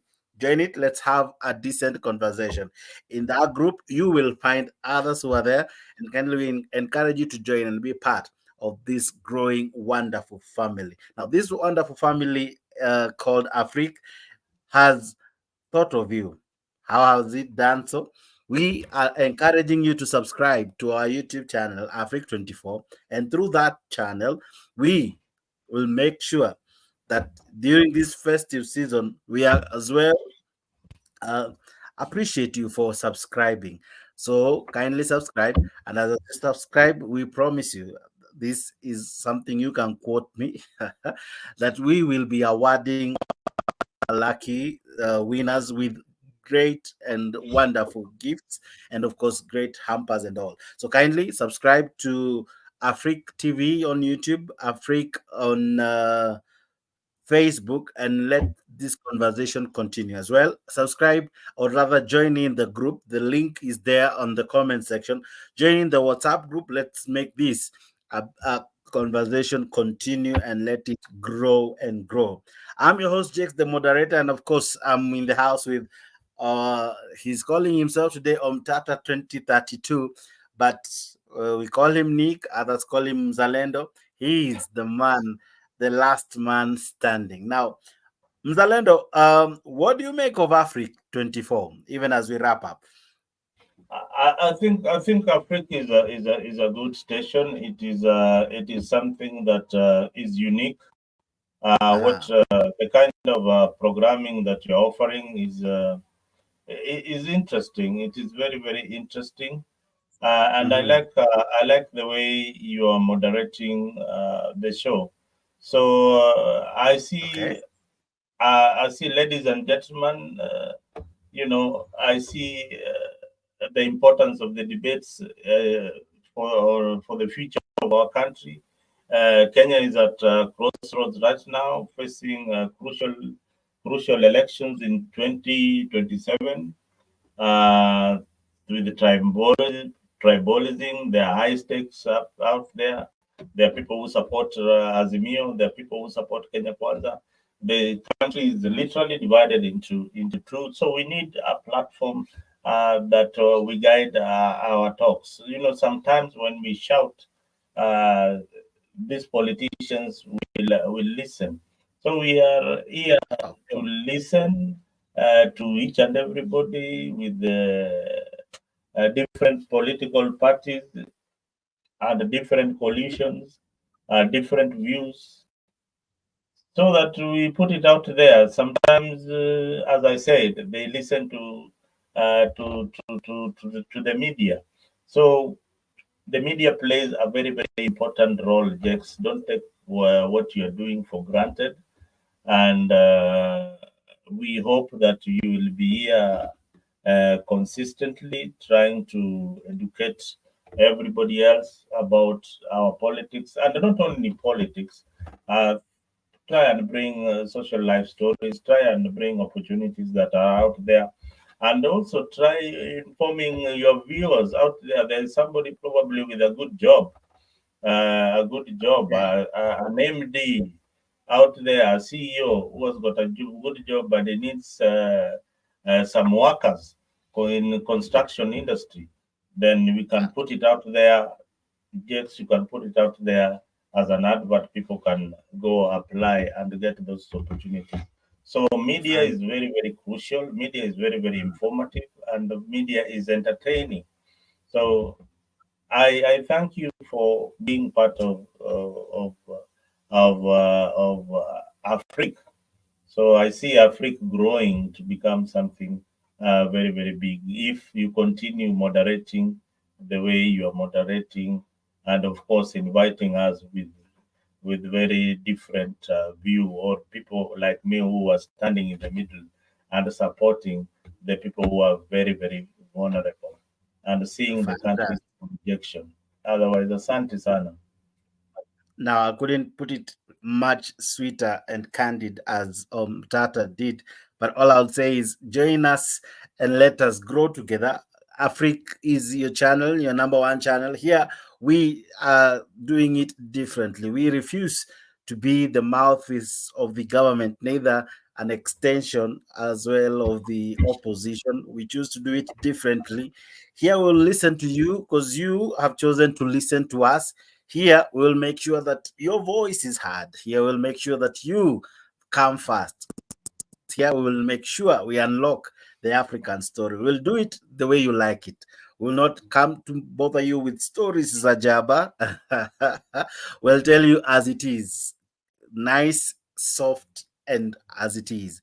We will not hide it from you. We will reveal it as it happens. Subscribe to Afrique. You'll be getting very nice videos, very nice shows coming up. There is a great team behind the scenes working very, very hard to make this more than just any other channel that you are used to. It's not just any other show. This is Afrique show. This is Afrique TV. We are coming back probably today. No, actually this week. Stay tuned for our morning show. There you will be surprised. We will be doing very nice things in the morning. For those of us who wake up very early, tune into Afrique. That's why I'm telling you, subscribe so that you can see what you're doing in the morning, during the day, and every other day, what we'll be posting here at Afrique. Subscribe to Afrique TV. Just go look at Afrique to get us easily. Type hapo kwa search bar Afrique. It is AFRIQD 24HRS TV. It's quite a mouthful, but we are trying to make it easier for you. So for now, bear with us. Try to search it as I've explained, and you will find us. Subscribe, hit the notification bell. Let this be your number one channel. Of course, right now we are partnering with Mtembei, with Leo TV, with True TV, and many other channels that have helped us to partner with you. And also they are supporting this wonderful channel to grow, and it is growing because you decide that this is your channel. This is your channel. This is your home. This is your moderator. Jakes is your host, of course, with my able panelists, and of course with many who will be joining. Asanteni sana for choosing Afrique. We choose to wrap it now, but the conversation continues. Join the WhatsApp group. The link is there. The link is there.